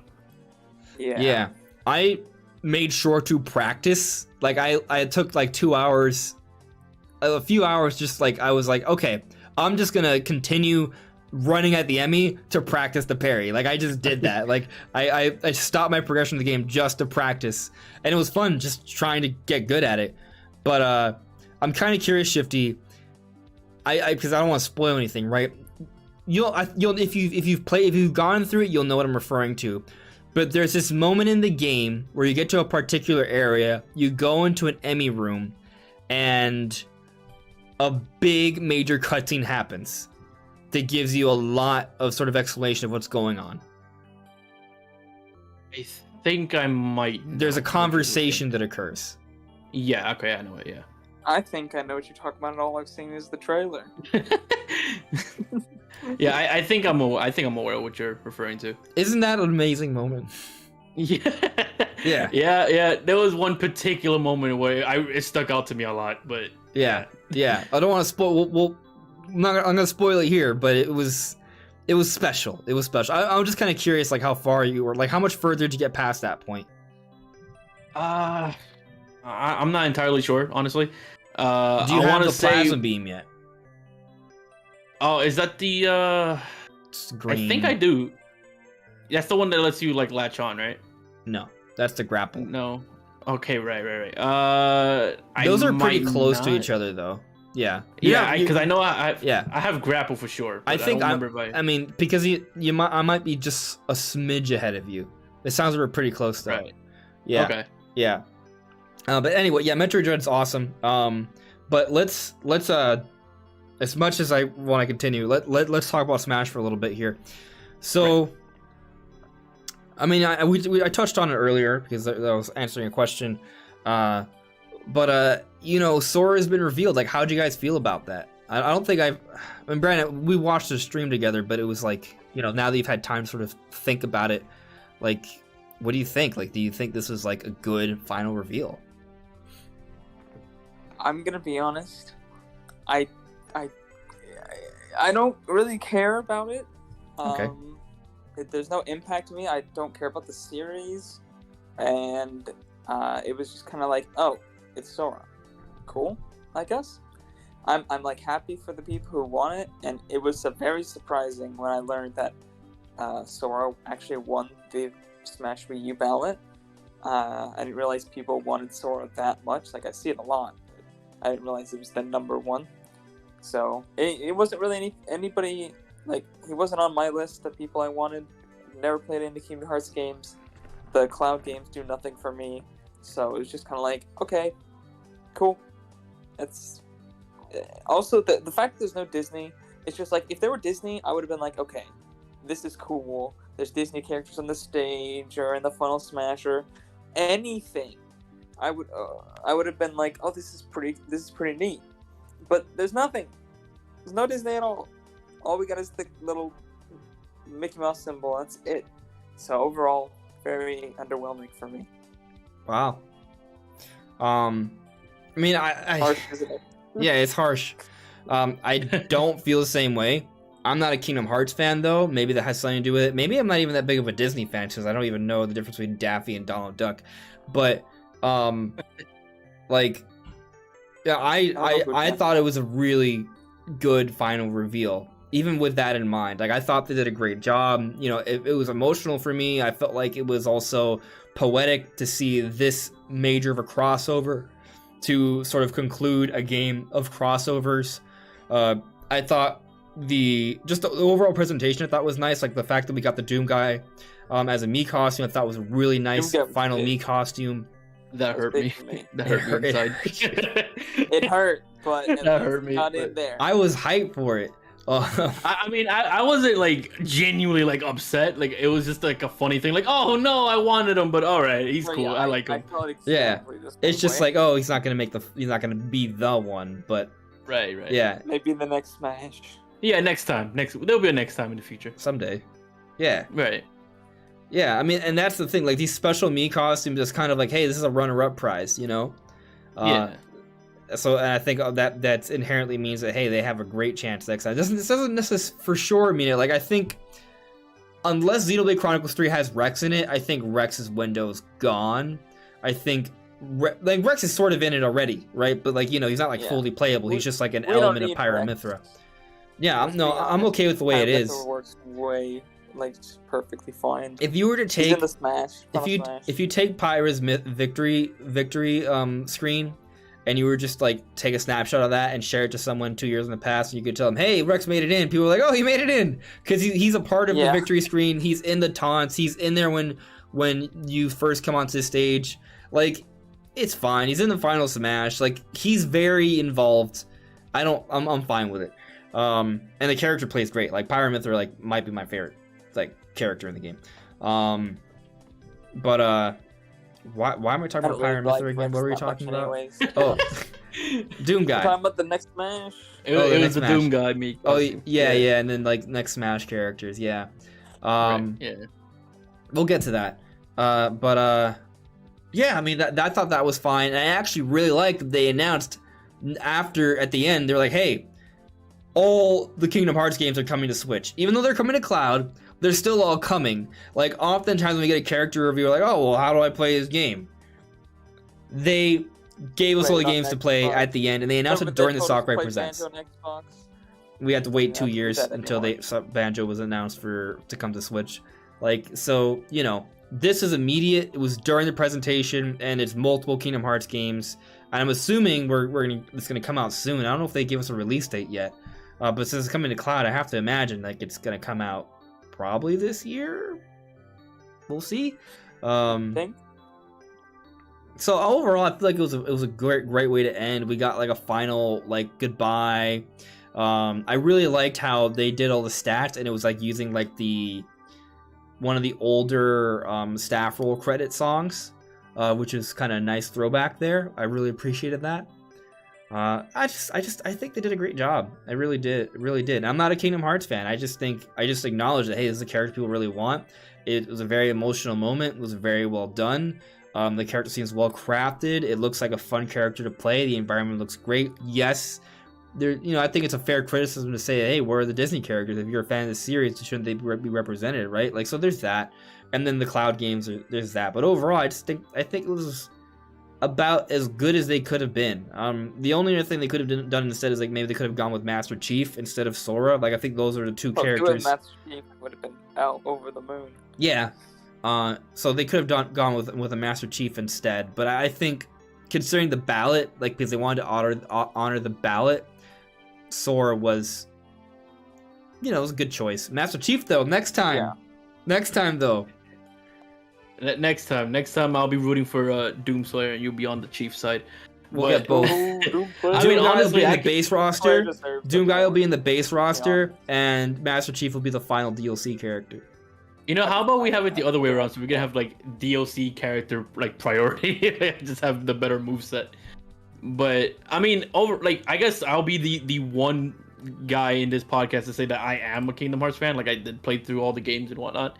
I just never really thought of Sora being a character primarily because of all the talk around Disney not allowing it or whatever. Clearly that's not the case. And I will say that for me, since I am someone who played through the games, like I was really happy to see Sora.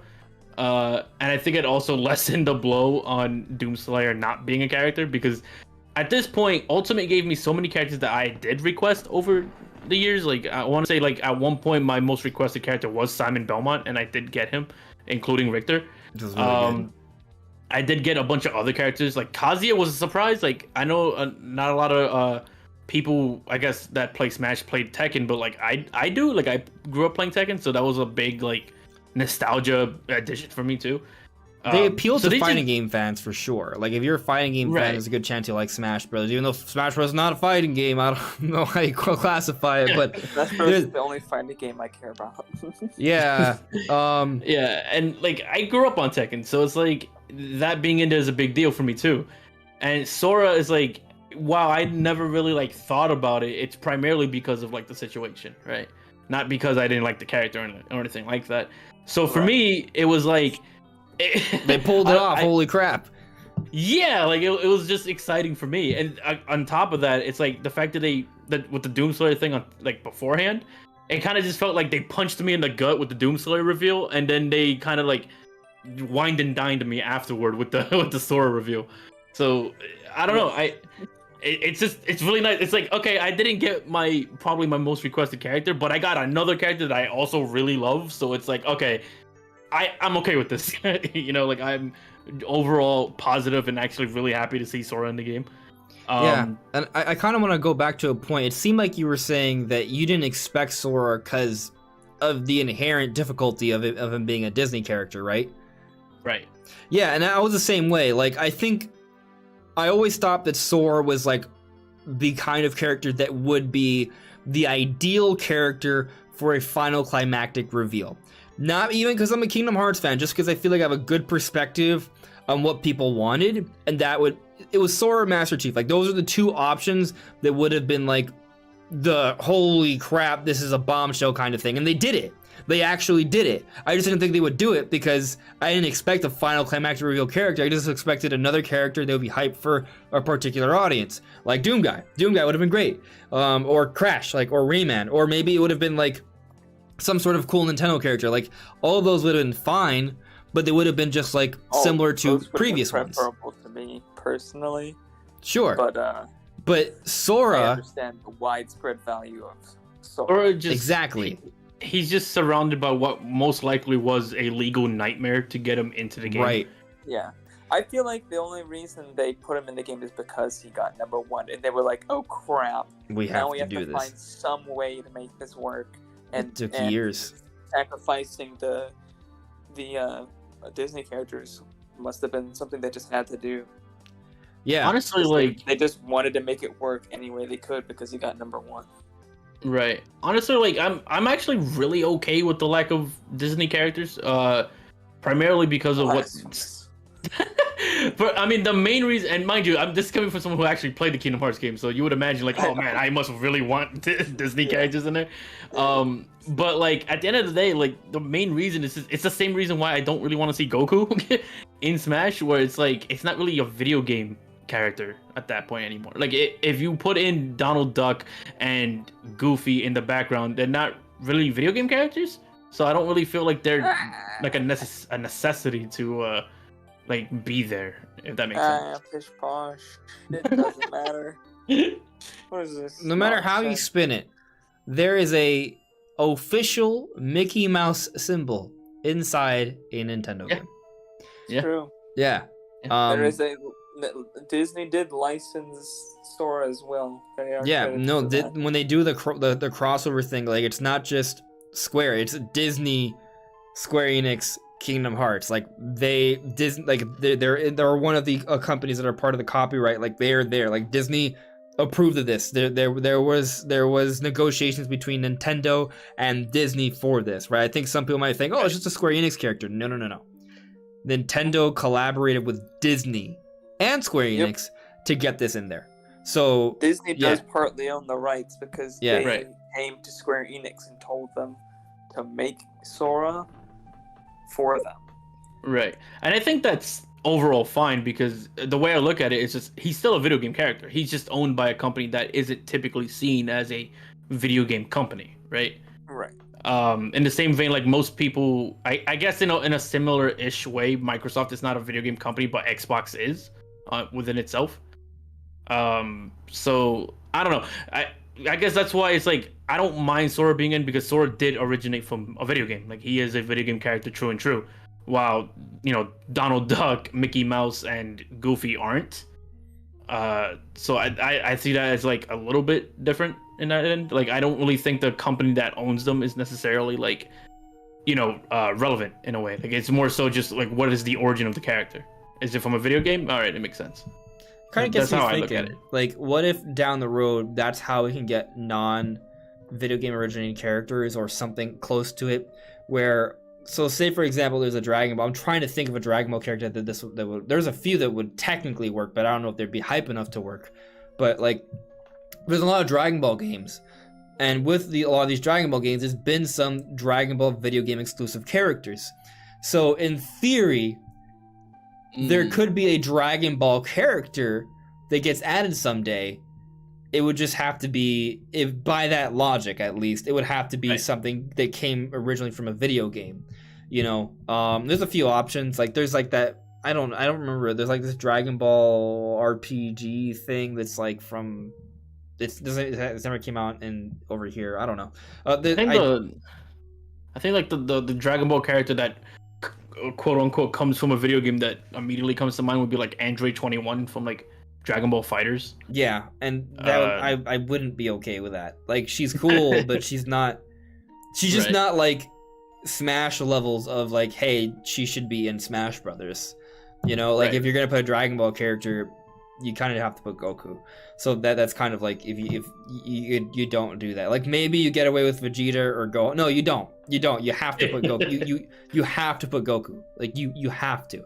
So it just wouldn't work. Like for example, I mean with Kingdom Hearts, like like Sora is the main character, so it fits. I'm trying to think of like, is there like a Star Wars character, for example, that. There's a lot of Star Wars video games. Like if there's a Star Wars character they could add that would work. Technically, in the new Star Wars, that single player game, I forget exactly what the name is. Which one? The one that kind of plays like Dark Souls. Oh, you're talking about Fallen Order. That's Cal Kestis would be the main character. Yeah, he's originally. I think he's just from that game. I don't think he's. But he's also modeled off of a real person. Yeah. True. Yeah. Yeah. I mean, Tekken also has like a guest character that's just Negan from The Walking Dead, like as he looks in the show. So it's just, I don't know. It's weird. Yeah, but I don't think Smash will ever do that. Every character in Star Wars is modeled after a real person because it's a live action thing. Yeah. Honestly, it's pretty just one. Like, there's only one character that I could think could ever be added that would make some sense. And it's only one, and it doesn't even make that much sense. It's only Goku. Like, in terms of like non-video game originating characters, like there's the only single character that I could think that could ever be reasonably added. And I don't mean now. Obviously, Smash is done. I think it would be Goku. And just because of how popular Goku is, how much of an icon Goku is, and just how many straight up Dragon Ball video games there are. Like, because there's a ridiculous amount of Dragon Ball video games. Like, it's not like there's more Dragon Ball video game content than there is Dragon Ball anime. So it's just that would be the only character. There's nothing else I can think that would even have a chance. Shrek. I'm pretty sure Goku and Shrek. I'm pretty sure Goku and Shrek and probably Iron Man, maybe Spider-Man were all really high up in the Smash ballot. Yeah. I'm sure Iron Man was specifically because Sakurai mentioned him by name. Yeah. He did. Which blew my mind at the time because I was like, who is asking for Iron Man? What's wrong with people? Sakurai saw a Smash ballot. That reminds me, I was actually, as a Doom fan, when they were talking about, when Sakurai was talking about, like, Doomslayer, I was really happy just to see him reference the whole meme about Doom being able to run on anything. Like, yeah. I really appreciated that. That was funny. That was great. That was funny. I see Brawl also suggested Dragon Ball Fusions. I think that was the Dragon Ball game I was alluding to earlier. Also, Ronnie Frozio added me SSJ3 Vegeta confirmed. So I think, was it Raging Blast? I think technically Super Saiyan 3 Vegeta is like a video game only form. So That's that's a stretch. I don't know. in a video game for some character, and so therefore they can get in because technically they haven't ever looked exactly like that in the anime. yeah, there you go. Yeah, it's not gonna happen. Yeah, but I do want to kind of like go back to the point about the Smash ballot. It's fascinating to me that we are getting the news now, and they waited this long. And I always thought, oh, I guess it was Bayonetta. Like I knew Bayonetta wasn't the top one, but I just sort of assumed for all these years that Bayonetta was like the top one they could do at the time, right? And that makes that's what they said. That probably They said at the time that it was the number one, like most reasonable, or like some feasible weird wording yeah. that they had. Yeah, it was the number one feasible character. Yeah. So copyright and all that would get in the way of that, but yeah. But then, just thinking about the entire like lineup of newcomers between base roster and DLC, like I think they just did an amazing job of appealing to a wide audience, but also I think they just did a great job of the longtime fan requested characters. Like they did it. We got Ridley, we got King K. Rool, we got Banjo and Kazooie, we got Sora, we got Sephiroth, like Minecraft Steve and Alex, like holy so much what? More than they told us. What? I'm sure they've been looking at the balance like the entire time. Yeah, and making decisions off them. Not solely off of that, but at least partly based off of that. I'm pretty sure like the ballot has just been like a point of reference for them ever since they started Ultimate. Because we got a lot of like highly requested characters that's been wanted for a while, like K. Rool, Ridley, the Belmonts. Like a lot of these characters are characters that people have been asking for years, and they all just happen to show up when Ultimate releases or when Ultimate drops. Yeah. So I do feel like the ballot was used as a point of reference to look at and go, okay, this is what the community kind of wants. Yeah, I think they did that, and it's just kind of looking back on it now. Like I have a hard time believing that any future Smash Bros. Game is going to be able to rival this roster. Because it did such a great job of appealing to that. There would have to be another Smash ballot. And even then, like, we got the big ones have been given to us. Like, everything else, I think, I mean, can I come up with, like, a dozen characters that would hype people up? Sure. Crash Bandicoot, Rayman, I have Crash Bandicoot, Rayman. Hey man, we were just talking about Doomslayer, Master Doomslayer, Chief, man. Master Don't put disrespect Chief, on their name. Dante. There's 5. What? I mean, the one from not the Paper Mario, but the Super Mario RPG. Gino. That's 6. You know what? In my opinion, I say just put Doomslayer, and the reason why I say that is because we need an FPS rep, and Doomslayer basically cultivated the whole genre. No, it was Doomslayer. So you know what? It'll be even crazier than that. While you're at it, What? You ready? You ready for this bombshell? What you got, man? I'm gonna one up you. Are you ready? I'm waiting. No. I'm waiting. James Bond from GoldenEye. Yo, you know what? Like, just get Joanna Dark at that point. Yeah. Make it easier on yourself. Nah, but James Bond from that. That's why though. That's why though. It's crazy because the licensing. If Sora was a licensing nightmare, like James Bond from GoldenEye on 64 would be a licensing hell, torturous travesty beyond reality. They would force Nintendo to use Daniel Craig or whoever's like the next Bond. Honestly, it's so stupid. The other problem is that like I love him. Yeah. But it's just because it's not GoldenEye related, I wouldn't want it. Yeah, it wouldn't. Yeah, exactly, because it just wouldn't. Also, the character model was super booty. A very specific way. Like it just. Dude, they should have. If they put that character in, they should have one of the alt skins just be low poly model. You know what? Just give us a me costume of that. Do that. Do it. I think it'd be really funny if the Mii costumes just got way more intricate in the future and just had like you can just have like N64 Mario and he just looks like his exact model and everything. Yeah. That's what I think Mii costumes should be. Just I make think they N- should just be Yeah. costumes. Honestly, I want like a 64 based model for every character in the game. Just make that a pack. I'll pay $10-$20. for that. they honestly could make, and I don't know if people would like this idea because it's technically like even more money being spent on the game, but you could honestly make a case for a lot of characters just getting alternate like costume DLC. Like Yeah, like the first, Yeah. Yeah. Samus needs it. yeah, like a lot of Samus, characters. Link, Mario, Terry could get his Garo Mark of the Wolves outfit. It's like Pokemon really- because of the Pokemon Unite now. yeah. I mean, heck, yo, they could give Mewtwo his Mewtwo armor. Come on. That would be super cool.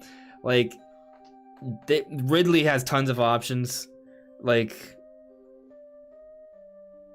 King K. Rool might be a little challenging. Yeah, like I would imagine, like there would be some characters that just get a lot more than others. Yeah. But K. Rool can just get his what's that pirate outfit he had? Well, the thing is, it's like integrated into his moveset, though. You know, like Yeah. when he pulls out the musket, he gets a pirate hat, I think. Yeah, he does. Yeah. Well, he just gets the jacket, I guess. I guess, yeah.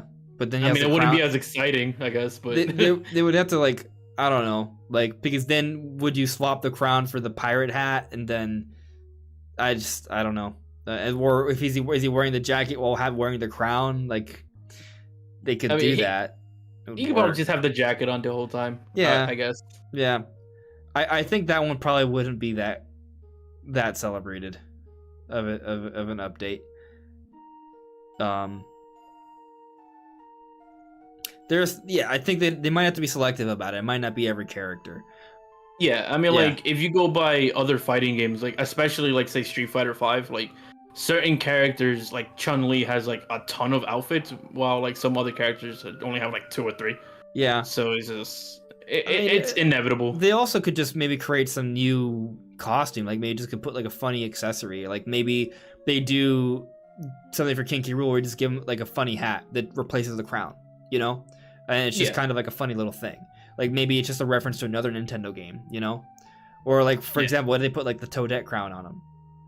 Oh Yeah, like that'd be funny, God. you know, or what better yet, Toadette crown and it's a female King K. Rule just for giggles. God, no. Would it be But- Andy Bowsett to Smash now or what?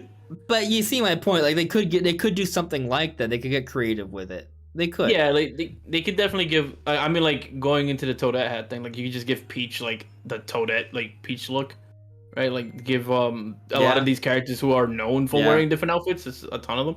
Like Link would be a really easy one because it could just be like multiple armor sets from Breath of the Wild. Yeah, you're done. And then there's Luigi could. You could argue this could be an Echo character, but they could do like Professor Egad. Ah. Yeah, right. That'd be pretty cool. That'd be pretty cool. But then it's a kind of like territory of is it a costume or is it an Echo character? Like that at that point maybe you just make it an Echo character or something. Yeah. So but I guess that kind of gets us sort of thinking though, like what is in store for Smash Bros. Moving forward, right? Like, is the next Smash Brothers going to happen soon? Is the next Smash Bros. Going to be headed by Sakurai? What do you guys think? Has Sakurai made his last Smash Bros. Game? I mean, eventually Sakurai has to stop, right? But he also does have a history of saying, okay, this is my last game. I'm not doing any more after this. And then he just comes back like almost immediately, right? But has he said this is his last game this time? I don't think he said it. So I think don't this think time he did. I think this time he's I mean, I think at this point, with how many times he said it, he's probably just accepted that, you know, maybe I shouldn't say this anymore. I'll just leave when it's time. And like there's one I feel important like difference though. What's that? Every time before, Iwata would approach Sakurai and ask him to do it. Yep. I was gonna say. Iwata is now resting in peace, and he's treated Smash as like his final mission from Iwata. So I don't know that relationship it has reached, it's done. Like I don't know if he'll do it again. I kind of feel like he won't. I kind of feel like he'll find somebody that maybe he likes. He's like, okay, you're gonna do Smash now. There's a tricky part to that though, the one. because Nintendo owns Smash. Sakurai doesn't work for Nintendo, so Nintendo approaches Sakurai and contracts him to do it. I do feel I like understand that. they'll at least maybe bring him in as an advisor to some extent, but he won't have his role will be greatly diminished. I think won't be nearly as hands-on. That's for sure. For me, in my opinion, I could be wrong, right? Sakurai could do the next Smash Bros. Game and it could be just as gung-ho about it, but I just don't think so. I have a feeling he doesn't want to. I feel like the reason he called Smash Ultimate, and he did all these things, bringing every single character back and going so hard on the DLC and just making it sure that Smash Ultimate is the best and actively marketing it as the best, the ultimate Smash Brothers, the only Smash Brothers you'll ever need, is because I feel like he wanted to make it the last Smash Brothers he ever made, the ultimate Smash Brothers. He wants to be like, hey, yeah, even though this is gonna be my last Smash Brothers, guess what? This is the ultimate Smash Brothers. There's not gonna be a Smash Brothers as good as this Smash Brothers. It's just not gonna happen. This is the ultimate one. It's already been done. You can make a sequel, but guess what? This one's gonna still be better. I mean, it's definitely inevitable that we'll see another Smash Bros. Game. I don't think that's, Oh, yeah. I question believe they at all. said Brawl was going to be made without him until he actually agreed, because I don't think he didn't want to do Brawl at first. I don't know. Maybe it's because of him constantly coming back. I just have a hard time just seeing him let go, if that makes sense. I don't know if that's because it's Iwata or just him wanting to, or whatever the reason would be. I just have a hard time just seeing him watch, I don't know, I guess Nintendo and Bandai Namco just go on without him and him just having nothing to do with it. Yeah, I don't know. Keep in mind, he's a very, because we've seen in interviews and whatnot, he's extremely gung ho about this IP. He could have made that promise to Iwata and not go as hard. But he still did. And I feel I don't know. I feel there's a part of him that's probably just really almost like a workaholic. Yeah, if that makes sense. I think the Iwata thing definitely was a big push, and a big motivation to get him to do that. But there's a small maybe you're right, and maybe this is his final game and he's done. But due to how many times we've seen him just come back anyways, I have a hard time believing that it's just solely on Iwata asking and not just, a partial, workaholic nature in him and wanting to see Smash, I think what's fascinating, though, is that, one, Nintendo picked the roster, just for the record. It wasn't Sakurai. Right. Sakurai simply gave his advice and approved of things. What's fascinating about this is that each character Sakurai treated with a lot of love and care and respect and attention to detail. He made sure to be a fan of each of these respective franchises. Each Sakurai Presents gives us a history of the character and the series. There's just a tremendous amount of appreciation of gaming history and culture with every character reveal. So when you think about that, right, he clearly does, it's not just, it's passion. This is a work of passion, right? It's his job. Oh yeah. So he's fortunate, but these are works of passion. So in that regard, you could argue Sakurai is the ideal person to do it because he's a true gamer. And what's fascinating is just that it'll be hard to see someone else to be able to do what Sakurai does. And if the future Smash Bros. Games also have as much reliance on third-party characters, maybe Sakurai will feel more willing to do it. I feel like Sakurai actually really appreciated that he was allowed to get all these third-party characters in there. Like I think he really liked that aspect of this Smash Bros. Development because of that. Because like he was able to tie in his interest of Kingdom Hearts, tie in his interest of Fatal Fury. Like he was able to do that. So you know, I think it's a potentially maybe Sakurai will be like, oh well, I really enjoy doing this now that Smash is in this way. Let's keep the ball rolling. Like I guess it's possible. And if it is the case that they're gonna slow down, like maybe what they do, we don't see Smash Ultimate get a sequel, but we just get an enhancement of it. Like what if we get a Smash Ultimate Deluxe? Yeah. And because let's say I think Switch, that's the best way to deal with copyright because technically it's not a new game. I think that's how they're gonna go with it. yeah, at I don't least know for, how that Switch works, 2. but we've seen other games do something like that. So Yeah. yeah, and then you just do a I'm not a deluxe. lawyer. Just add like a few more characters and stages, maybe another mode or something. Rework the online a little bit, and there you go, Smash Deluxe, right? And they just add a few more characters. Maybe they add Rayman and Crash and Sora, not Sora, but You know something about the Switch 2? Doom Guy. They may not even need to re-release like the game necessarily. Just have an because expansion. It would just be backwards compatible. Yeah, they could just add more DLC, technically, and they could just release an ultimate version if they wanted. This really, Squared.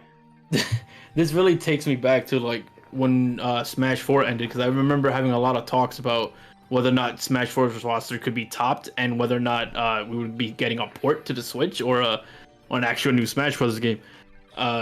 This really takes me back to that, and I don't know. I feel like it really depends if Sakurai's involved or not.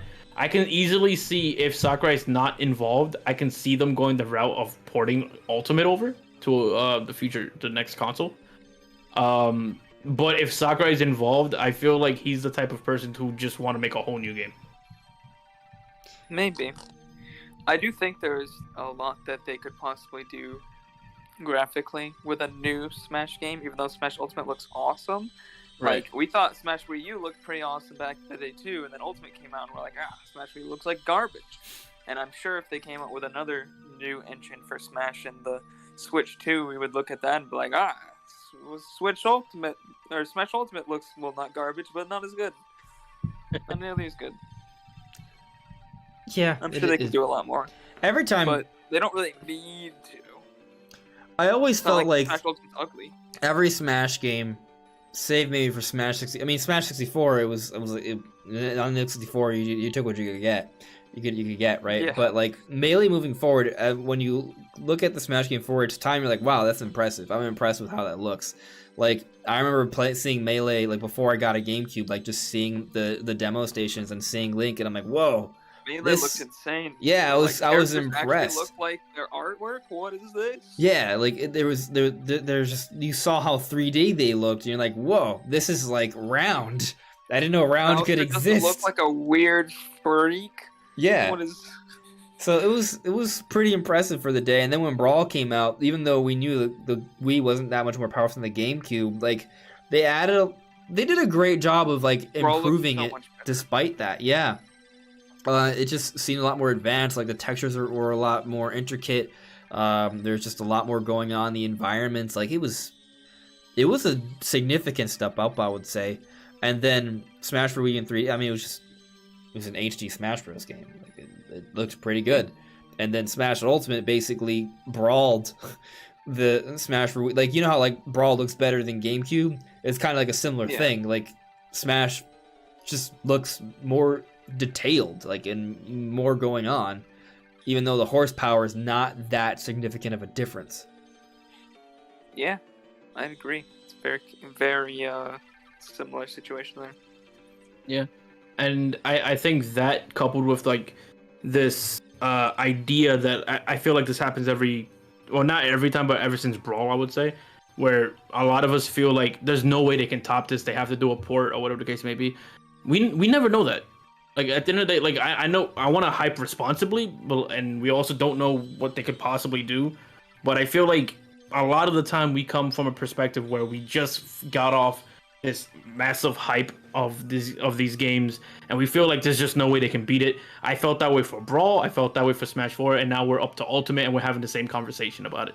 And I feel like maybe, who knows, they maybe can't top it. And if that's the case, I'll be fine as long as the game's still good. And most likely it will be good, right?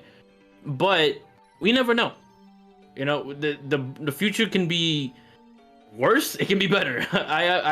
We have no way of knowing that. Sakurai could be involved, he could not be, but I feel like we have this conversation often, and I want to say, like, I feel like it's possible that they could top it. Like, who knows? The sky's the limit. Maybe Sakurai does come back. Maybe they reuse a lot of assets, and that's how they make it happen. Maybe people are like, oh, it's a port. Right. maybe the contracts to get these licenses last a lot longer than we're expecting it to. You know, Maybe like, so. Oh yeah. There are ways around it, and I feel like we always have this conversation. Maybe not us specifically, but like us as a community, always have this conversation after a Smash game ends. And you know what? I don't know. All I'm saying, it's possible. I'll say that For we me, lost there's- Snake in Smash for Wii and 3DS. Like, they had to fight to get him back. Yeah. Right. So I don't know. There's a lot more third-party characters now. Like, it's gonna be hard to get those back. Right, and I do think some third parties will come back for sure. Like, I think Terry's a pretty safe bet considering how much SNK was willing to give them I think with Banjo his will come inclusion. back. And Steve. I At least hope. Banjo. I hope. Like, they make... Yeah, I think. I can't imagine Microsoft being like, nope, can't have Banjo anymore. I don't know, man. Like, I'm not saying it can't happen. Maybe. I'm just saying that every third-party character is a question mark. Like, I feel like the only ones for that... sure. The only one that's, like, pretty much a sure bet is Sonic. I think everything else is, like, maybe not. And You know even... what I will say is, yeah. it's not all about characters for me. Like, everybody's like, well, how are they going to top having this many characters? Like, well, fighting games are more than characters. I would love it if maybe there's not as many characters, but they have an amazing story mode where they actually have, like, really cool... Like, Subspace Emissary actually done right, with characters interacting in really cool ways and different universes being... It's just like an Avengers-style crossover Smash single player. Like, imagine how amazing that would be. And that would be something that would differentiate it from the other Smashes, because Smash hasn't had a actually really, really good single player mode yet. It's had ones that come close, but it's never had anything that's, like, actually amazing. Right. What's your maybe there's favorite other ways single that they player in can a Smash make game? Smash... Subspace Emissary. Still my favorite. I kind of liked Adventure Mode in Melee. That's pretty good. Like, I think what I would prefer is just a custom adventure mode for each character, which is a lot. That's a lot. I just want to have this Smash cinematic universe almost vibe story mode to Smash. I've just wanted it for so long. Yeah, I mean, I do like that. And then you got a little bit of that with the cutscenes. You gotta say, like, as flawed as Subspace Emissary was, some of those cutscenes were just amazing. Well, yeah, and the cutscenes for every Smash reveal are amazing. Like, that's kind of where that comes from. Yeah. Like, we get that, but we just get them with the reveals. It's not really a part of, like, the game's story, per se. Even though there is, like, somewhat of a subtle story with the Smash reveal trailers, sorta. Just because they pretty much just allude to World of Light. World of Light was the biggest letdown in history, let me tell you. I didn't finish it. That was a disappointment. So- Man, when we saw the spirits thing, remember spirits? And we saw it was blurred out, but you could still see it. We were so hyped for that. Yeah, I'm trying to do the thing where I Which want to show proves you my guys the point Smash that site. people want a good single-player story campaign. Otherwise, they wouldn't have been Can you guys so see hyped for that the spirits. Smash website on the stream? I don't know if you guys are watching it. I'm not actually looking at the Let me model. see. No, I'm not gonna click that. I'm just kind of curious because they said there's 89 characters. What count? What counts as a character? So like, 89. They had a little blurb, a little small text that said like it included different forms, and like I think Hero counts as like several different characters as well. Does it? So Yeah. it's not. No, I don't think Hero does. Like Pyra and Mythra count as 79 and 80, which makes sense. Steve and Alex though count as 1 because they're just a costume swap. Byleth also counts as just 1 because it's a costume swap. Yeah, but in that like particular video, they do count them as like separate. Echoes. Yeah. No, Echoes. So like for example, Peach and Daisy. Echoes? So they're counting Echoes. So we're for They've been 80. counting Echoes the whole. No, so right now, if you look at the Smash Ultimate website, it just says 82. And if you look at Sora, but the Echoes are just a part of the same number of their original character. I think there's 5 Echoes. Oh, okay. So I mean, or more, 7. So like Daisy, that puts us at 83. Then Lucina, 84. Then Chrom, that is 85. Then yeah, see, Pokemon Trader counts as 3 different characters. But anyway, we're still at 85. Are there any more Echoes? It's gotta be. Ken, 86. And then Richter, 87. Wait, but there's 89! There's still 2. Did you count Dark Samus? No, I'm dumb. It didn't. There's still 1 more. 88. There's one more. Did you count all the Pokemon in Pokemon Trainer? I think that's actually counted on the thing. Yeah, I think I missed Dark Pit. Oh So, yeah. so there should be 7 Echoes. Let me just go over. Okay. Dark Samus, 1. Daisy, 2. Lucina, 3. Chrom, 4. Dark Pit, 5.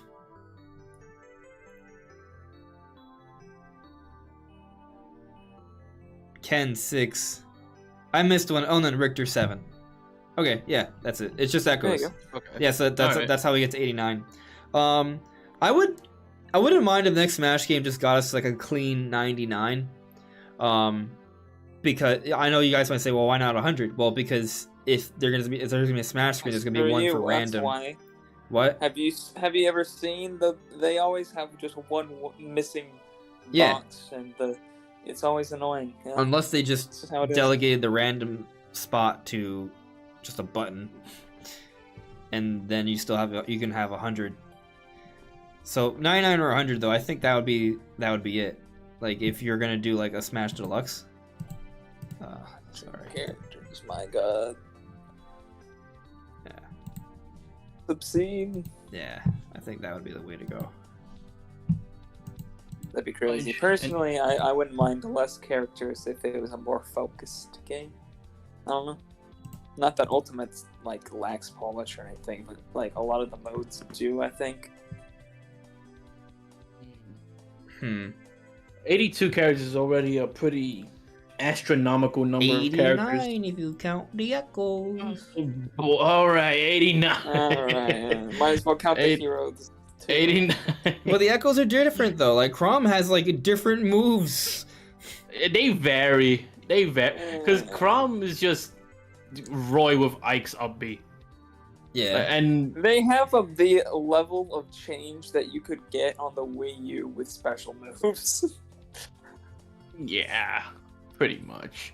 They vary. Like sometimes you have like a Chrom situation where he just borrows someone else's move, and then you have like a character who just feels exactly the same. Like in the case of Daisy. Yeah. Daisy does feel exactly the same.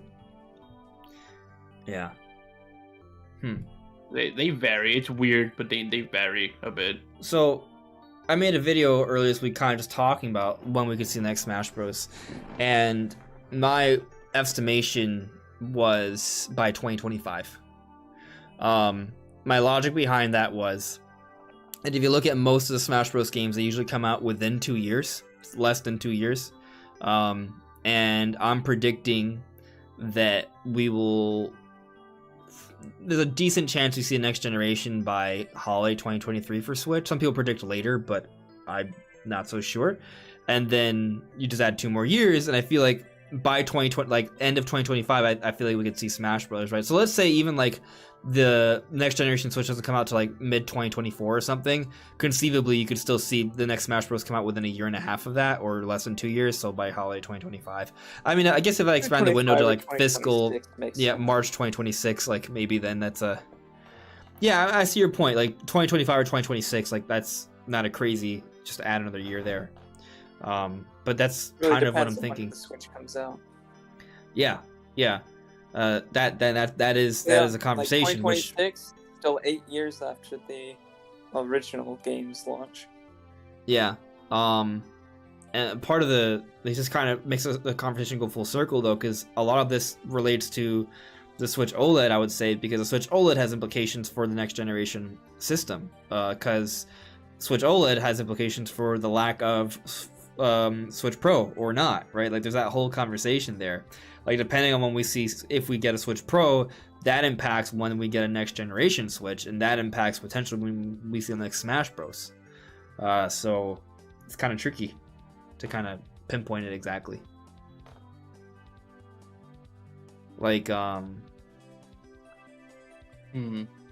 not sure. Like I the other day when I was talking to Nintendo Prime, like some arguments were well brought up that made me reconsider the possibility of Nintendo putting out a revision for 4K capability next year.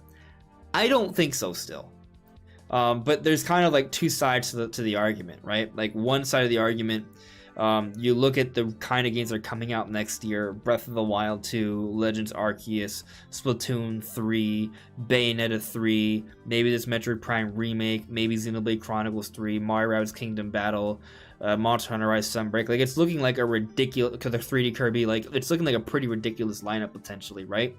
But then on the flip side, like we just got Switch OLED, and if you look at the rate of releases for hardware revisions on the Switch, it's like every 2 to 2.5 years. And the Switch OLED is more expensive when Nintendo really, just a year later, increased the price again for a 4K capable system. But then you see Nintendo put out a patent for, 4K upscaling or something to that effect. So then what's right, And then you see these reports from Bloomberg and Eurogamer, and then Nintendo's like, no, it's not true, but maybe depending on the wording, it can still be true, sort of. So it's kind of tricky. But then also when you consider, it's like some people argue, oh, well, if you look at the 3DS, they had like 6 revisions. Sure, but if you look at the window between those revisions, it was always more than a year. Less than 2 years, but always a little bit more than a year by a few months. So even with the 3DS situation, we waited more than a year. The Switch, the revisions have been slower. I don't think they're going to bring out their biggest revision just a year later at an obvious more expensive price this late into the game, because that would be 5+ years after the Switch has come out. Like, how much longer would that extend the lifespan? Just 2 years? 2 years would probably be, like, if you look at the PS4 Pro and Xbox Series X, like, they came out 3 years before their next generation system counterparts. Am I right? I believe the PS4 Pro came out a little bit longer. Even more? Was it closer to 4? Or were they more like on 4-year cycles? I think PS4 Pro came out 2016, and Xbox One X came out 2017. Yeah, I said Series X, but One X. Thank you. Yeah, so PS4 Pro did come out 2016, and PS5 just came out. Both of them came out just last Christmas, right? They haven't been out even for a year yet. Yep. So yeah, that's a 4-year gap. Yeah, 4 for PlayStation and 3 for Xbox. So pretty right, big. and they waited 4 years to bring out the PS4 Pro, right? Because the PS4 came out 2012. I thought they came out 2013, but it might have been 2012. I think you're right. 2013. So they waited 3 years. Wii U came out 2012. And then Xbox One X release date. It's holiday 2017, I believe. Oh, I put Xbox One. But I can just add an X now. Okay. Screw you, Google. It doesn't understand what X means. November 2017. So they waited 4 years, and then they also 3 years later So the point is, like, let's say Switch Pro comes out next year, right? And that's more than 5 years, and let's say 9 months or 8 months, because they probably would come out by the holiday. They do that. That's way longer than Sony and Microsoft waited for their mid-gen refresh, and they waited at least 3 years or 4, depending on who we're talking about. Like, I have a hard time seeing Nintendo bring out a mid-gen refresh kind of system this late into the lifespan, and just a year after Switch OLED, and then wait 3 or 4 years after bringing out the next generation system. I think the Switch is way underpowered. Like, I think put us in 2025 or 2026, which would be close to probably the launch of either already a next gen refresh for the current gen consoles, or even the entire next gen, like next gen. I don't know. I mean, obviously they're gonna do updates. We might be looking at Xbox Series Z by that point, or Series Y. Who knows? Yeah, I think what they I do feel like it's way too late. Is they wait till holiday 2023, maybe fiscal year 2024, March 2024 or something. And what they do is that they don't discontinue the Switch. There's like a 2-year transitional period. So the Switch still will have like an 8-year lifespan. But that 2-year period will also be the beginning of their next-gen system. That's just what makes the most sense to me. I don't know if you guys disagree on that. Like, I would love to see a 4K Switch next year, I guess, but also, I just don't see them doing it. Like, I don't see the point. See it happening. With how technology has progressed and how rapidly it has, at this point, if you're not making games specifically for a 4K Switch device, you're leaving power on the table untapped. Because the Switch could easily destroy any game on the current Switch at 4K with DLSS on any sort of even remotely new mobile technology with DLSS technology integrated into that. So it kind of feels like at this point you can already make such a leap. You might as well just make a next gen system, because otherwise you're kind of just wasting potential of the system, unless you really want to make exclusives for it or really have them be a big difference between versions. Yeah. Yeah, so I think it just really just matters just because of where we put Smash, right? But I'm gonna stick. I do like to add another year to that window. I would say, I don't know. I mean, it could conceivably come out 2024, like if it's like a deluxe. But yeah, I would say somewhere between 2024 and 2026 is like the range for when we get the next Smash update, whether it's a new game or like a deluxe, something like that. Yeah, I mean, it sounds about right. I honestly just feel like it has a lot to do with whether or not when the next console arrives. Right. Like, which is why we went this massive tangent. Right. It's totally depending on that. Like, if for some reason they take super long to reveal a new console, Smash, I feel, is just gonna be in the same boat where it's gonna take extra long as well. I mean, we've been waiting a long time for Mario Kart as well, for Mario Kart 9, right? Yeah. That we could be looking at a similar situation for Smash Brothers. Like, people are wanting a new Mario Kart 9, but there's no need, right? So we haven't gotten one announced yet. And who knows? Maybe next year we get one. I'm not saying we won't. I don't know. We still don't know what that EPG group is working on. So it could be the next Mario Kart 9. But maybe they save that for Mario Kart 9 in 2023 on Switch 2, please.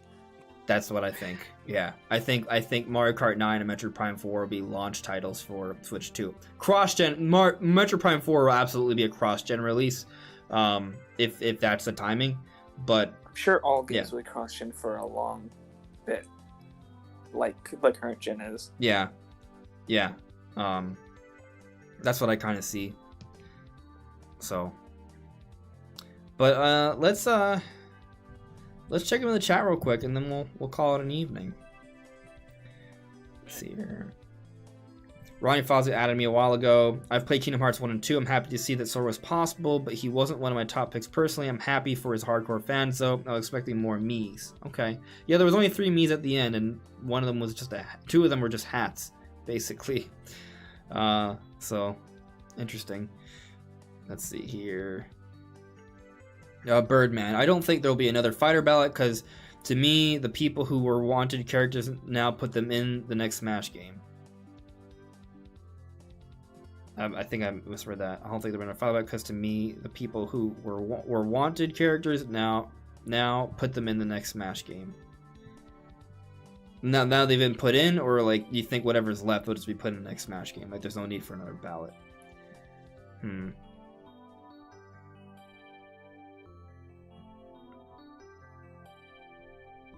Let's see here. The Joker. What about a next-gen port to whatever Nintendo's next console will be? Maybe with a new fighter pass after he's had some time for a break. Yeah, I mean, I think, yeah, like some sort of remaster with some additional characters is doable. But I think there's obviously a lot of factors here. Does Sakura want to return? When does this come? How is Nintendo handling their transition to next gen? Will it be cross-compatible? Like, there's a lot of considerations there, because they could just rely on Ultimate and just give an update. But if it's not backwards compatible, then they will have to make a new Smash Bros. Game or port it over. So it's tough. But there's certainly options. I'm sure it would be backwards compatible. I would be mind blown if the Switch 2 is not backwards compatible fully. Yeah. Another interesting thought, like, you know, the next Smash Bros. Game, like, what if it just takes a different direction? You know, like, every Mario Kart game, they try to do some sort of weird gimmick. Smash doesn't have, like, gimmicks. It's just kind of like, here's more stuff. The story mode, man. I'm telling you, that's where they need to go. I mean, I guess, because, like, Ultimate did add, like, I guess it depends on what you consider a gimmick, in a way, because... Sure, I feel like Smash has just made evolutions. Yeah, because, like, you could, I guess, if I want to play devil's advocate, I can try to make an argument for, like, oh, the parry system they added in Ultimate is Ultimate's gimmick. But it's, like, I don't know, because I could just be a mechanic you add in the same way, like, is the gravity in Mario Kart 8, like, a gimmick or a mechanic? Like, yeah, I don't know. It's weird. The mechanics either way, but the question is it a mainstay? You know, or is it just like, hey, this is the draw? You know? But even then, sometimes a draw can still be an evolution. Rather, look at Breath of the Wild. Like, Breath of the Wild, its openness and its physics are all the draw, but they're not just a gimmick. They're mainstays. They are the future of Zelda. So, you know, if anything, Smash's whole gimmick, so to speak, of like what the draw would be is just characters. Honestly, like it's just Ultimate. It's Ultimate. Yeah. Ultimately, pun intended. The main reason why a lot of people who aren't like massive fans of Smash Brothers ends up buying Smash anyways is because their favorite character's in it. That's why I buy Smash, because I don't really play fighting games. Here's an interesting idea. Smash has all these characters. I got an interesting concept for you to close the night out. Okay, this is just an idea for how they could progress the Smash series. So, what if the next Smash game isn't quite a deluxe remaster, but isn't quite a ground-up new game either? It is a sequel of sorts. They call it Super Smash Bros. Ultimate Spirit. So that's the name. And the idea behind it... What? What a name. What a name. Ultimate Spirit. And what changes is basically it's still Smash Ultimate. Maybe they brush up on a couple little things, clean up a couple little things. They add a few more characters. They add a few more stages. Maybe they add target break. But the focus is on having a dedicated sort of adventure for each character, where there's some sort of character development or trial.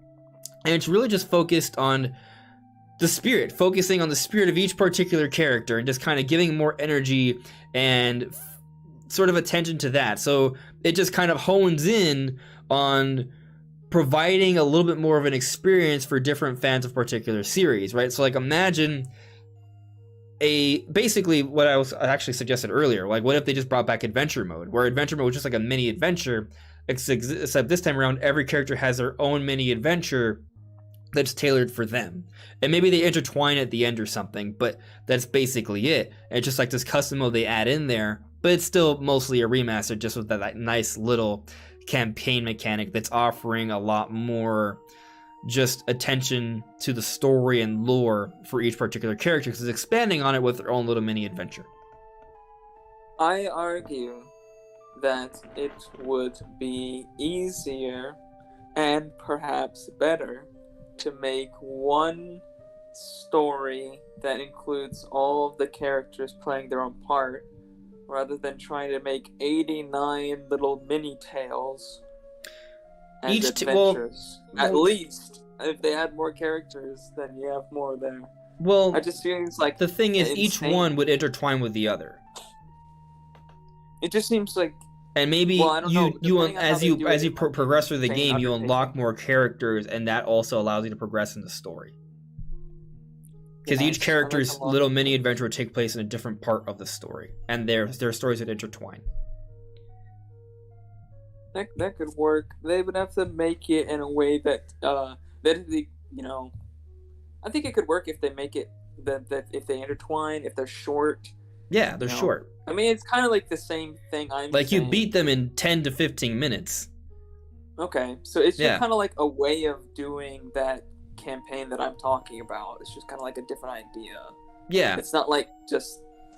Well, my idea behind it is that... for each character. Is that adventure mode was really fun, because it was kind of like a Subspace Emissary, but it was a little bit more contained, right? Subspace Emissary was very big, but it was almost cumbersome to sort of explore and traverse everything, right? So like sort of segmenting into little mini custom-made little adventure modes gives you that, but it's in pieces.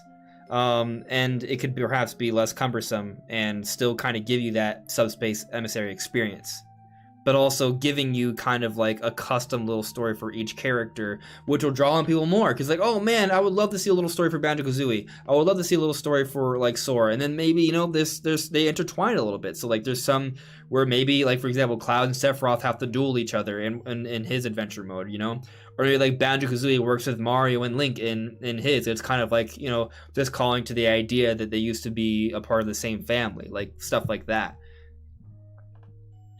Yeah, I would like that. That'd be great. Honestly, like...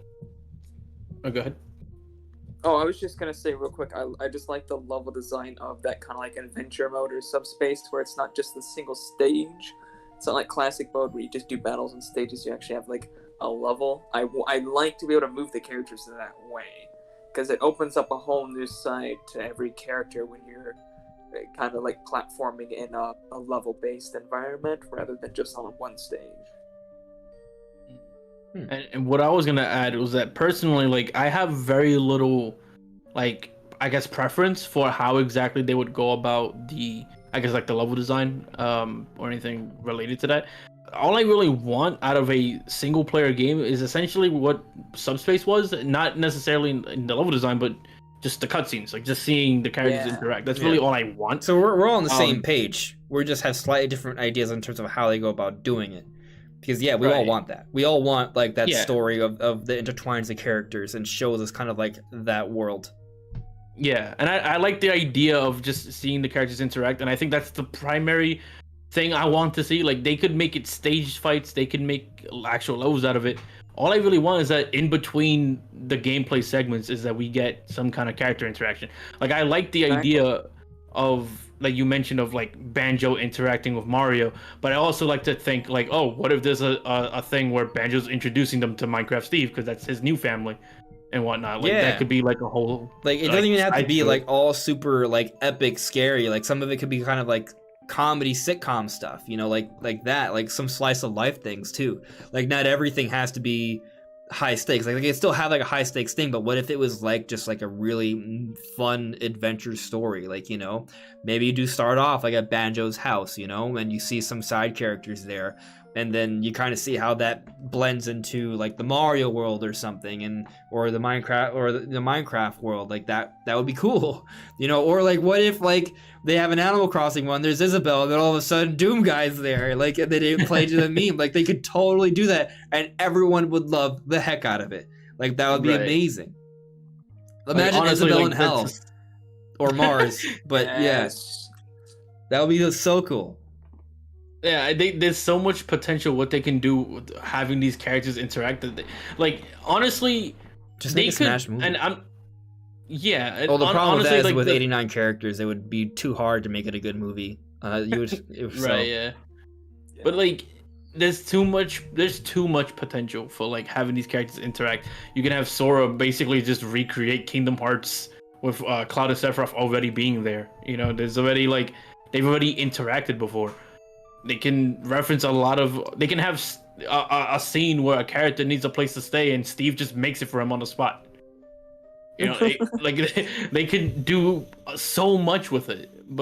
And honestly, like the gameplay in between could honestly be mediocre, and I wouldn't care all that much because I get to be rewarded with like these crazy character interactions I never imagined would be a thing. That's main reason why I talk about the mini adventure mode, because I actually do care about the gameplay. I think the adventure mode in Melee was actually pretty good. I didn't realize Subspace Emissary was considered bad until I got into YouTube, and then people were like, it was terrible. It was actually, I think, until Smash Ultimate was coming out, and people were like, I was like, we should get a Subspace Emissary mode. And people were like, you like Subspace Emissary? It's so bad. I was like, what? It's so good. Well, have you seen these cutscenes? The problem is that they use Smash mechanics to make a platformer. And it seems cool in theory. It's just that the Smash mechanics don't translate well to like an adventure 2D platformer. Like they kind of. I think it does. I think the level design was just bad. Maybe that's what it was. Just straight up the level design. Maybe all you have to do is just simplify the level design. Like maybe don't put traps and things like that. Make good levels. Well, make good levels. Again, to my point, if you make them more bite-sized adventures that tie in those cutscenes, like I think that is easier to do, and it would actually be really fun. This might be like a controversial take, but honestly, I feel like the part where Subspace was at its best is when they essentially turned it into a Metroidvania at the end. And I feel like that probably could work a lot better instead of just separate levels, maybe. Like if they turned it into like a Metroidvania style adventure where you have to like gain access to certain areas, but you can only access them with certain characters, maybe. So you'd find them by exploring this big open map. Like I can see a situation where maybe there's like a part of the level where like the wall is covered in diamond and you can't get past it, but Minecraft Steve can, you know, and maybe he can get through it. Like there's a lot of ways you can go about it. Yeah, I mean that could work in theory, right? But that's also like its own game. Like it's a lot to do, you know. Like Metroid Dread is great, but that's what Metroid Dread is, right? Like there's no way you could reasonably expect them to make something nearly as polished. I don't know. I feel like the adventure mode in Melee had pretty fun, just level design in general. So I feel like they combine good level design with awesome. It was small though. It was one singular thing. Yeah, I know. But like, I mean, I don't know. My point is just it proves that there can be good level design in a side-scrolling platformer like Smash. Yeah. Thing. And it's been done. I also think like it is possible to have like a Metroidvania type adventure. It doesn't have to be as detailed and as like engrossing as Metroid Dread, considering it is its own mode. But if Brawl can essentially have like a good, I want to say, last 15% of the game end up being like a mini Metroidvania type thing, why can't they just do that? If they can do it, I'm all for it. Scale. If they can do it, I'm all for it. Like I'd love that. Yeah, like so if it can be done, it can be done. I mean, to your point, Subspace Emissary was almost it. It just needs maybe more polish. Maybe they slim it down a little bit. But yeah, I mean, maybe it is doable. So yeah, and if that's maybe the focus of the next game, it's not. It's like I said, it's like kind of like a a hybrid of a remaster and a sequel where they add a decent amount of new content, but it's still clearly based off Ultimate, like, you know, I'm okay with that. Yeah, I mean, Ultimate has like a lot of things that's not character based that they could improve on, right? Yeah. Like you Target can have break. this. You can have target break. You have board the platforms.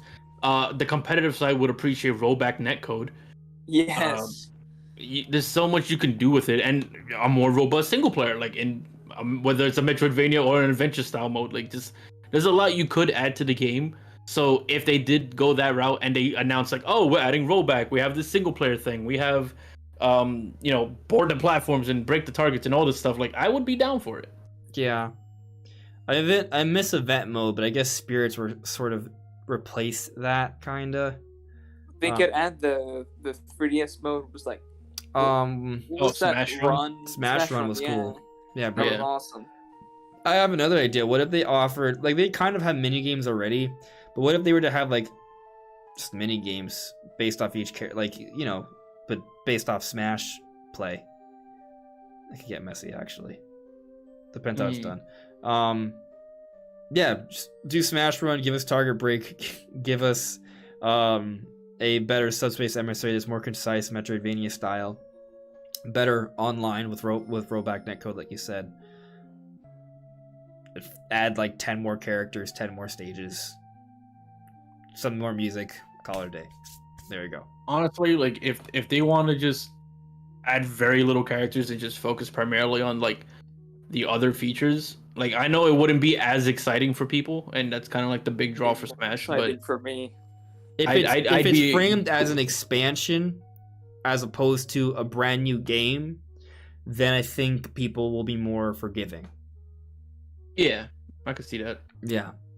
But my problem with Smash Ultimate is I love the characters.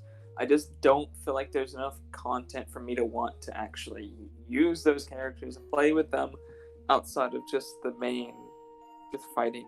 like, imagine if they did bring back board the platforms. They Plastic. brought back home run contests. They brought back home run contests is already there. I mean, board the platforms and break the targets, which are like things you can do for each character, right? Just give you a little bit more to do with that. Smash Run as well, or an adventure. Well, Smash Run was kind of like a pseudo adventure mode, kind of, but like, yeah, Smash I get your Run point was- though. Like, Smash Run could be like Smash's Battle Royale almost.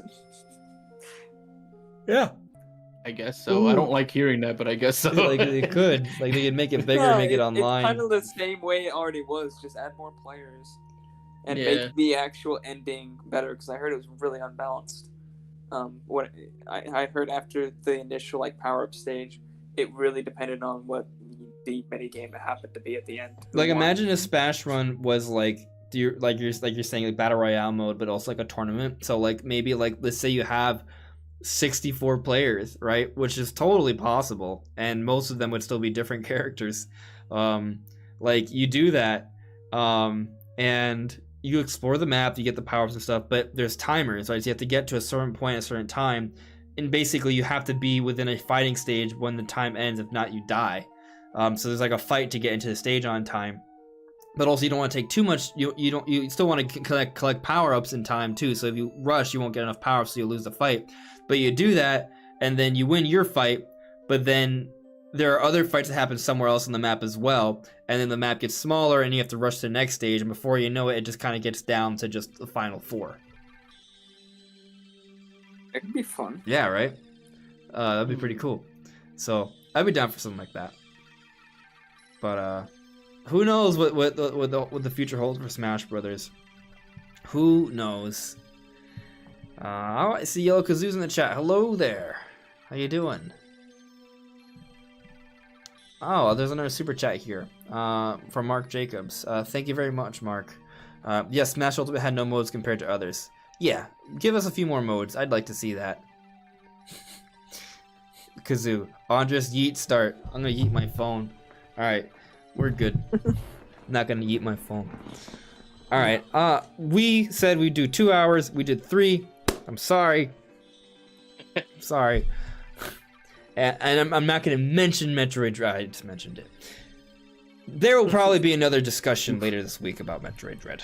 So stay tuned. Make sure to check out Shifty's channel. Check out Brandon. They are linked in the description below. Leave a like. Share the podcast. Make sure you're subscribed. We'll see you soon, guys. Have a good one. Take care. Bye. Bye, guys.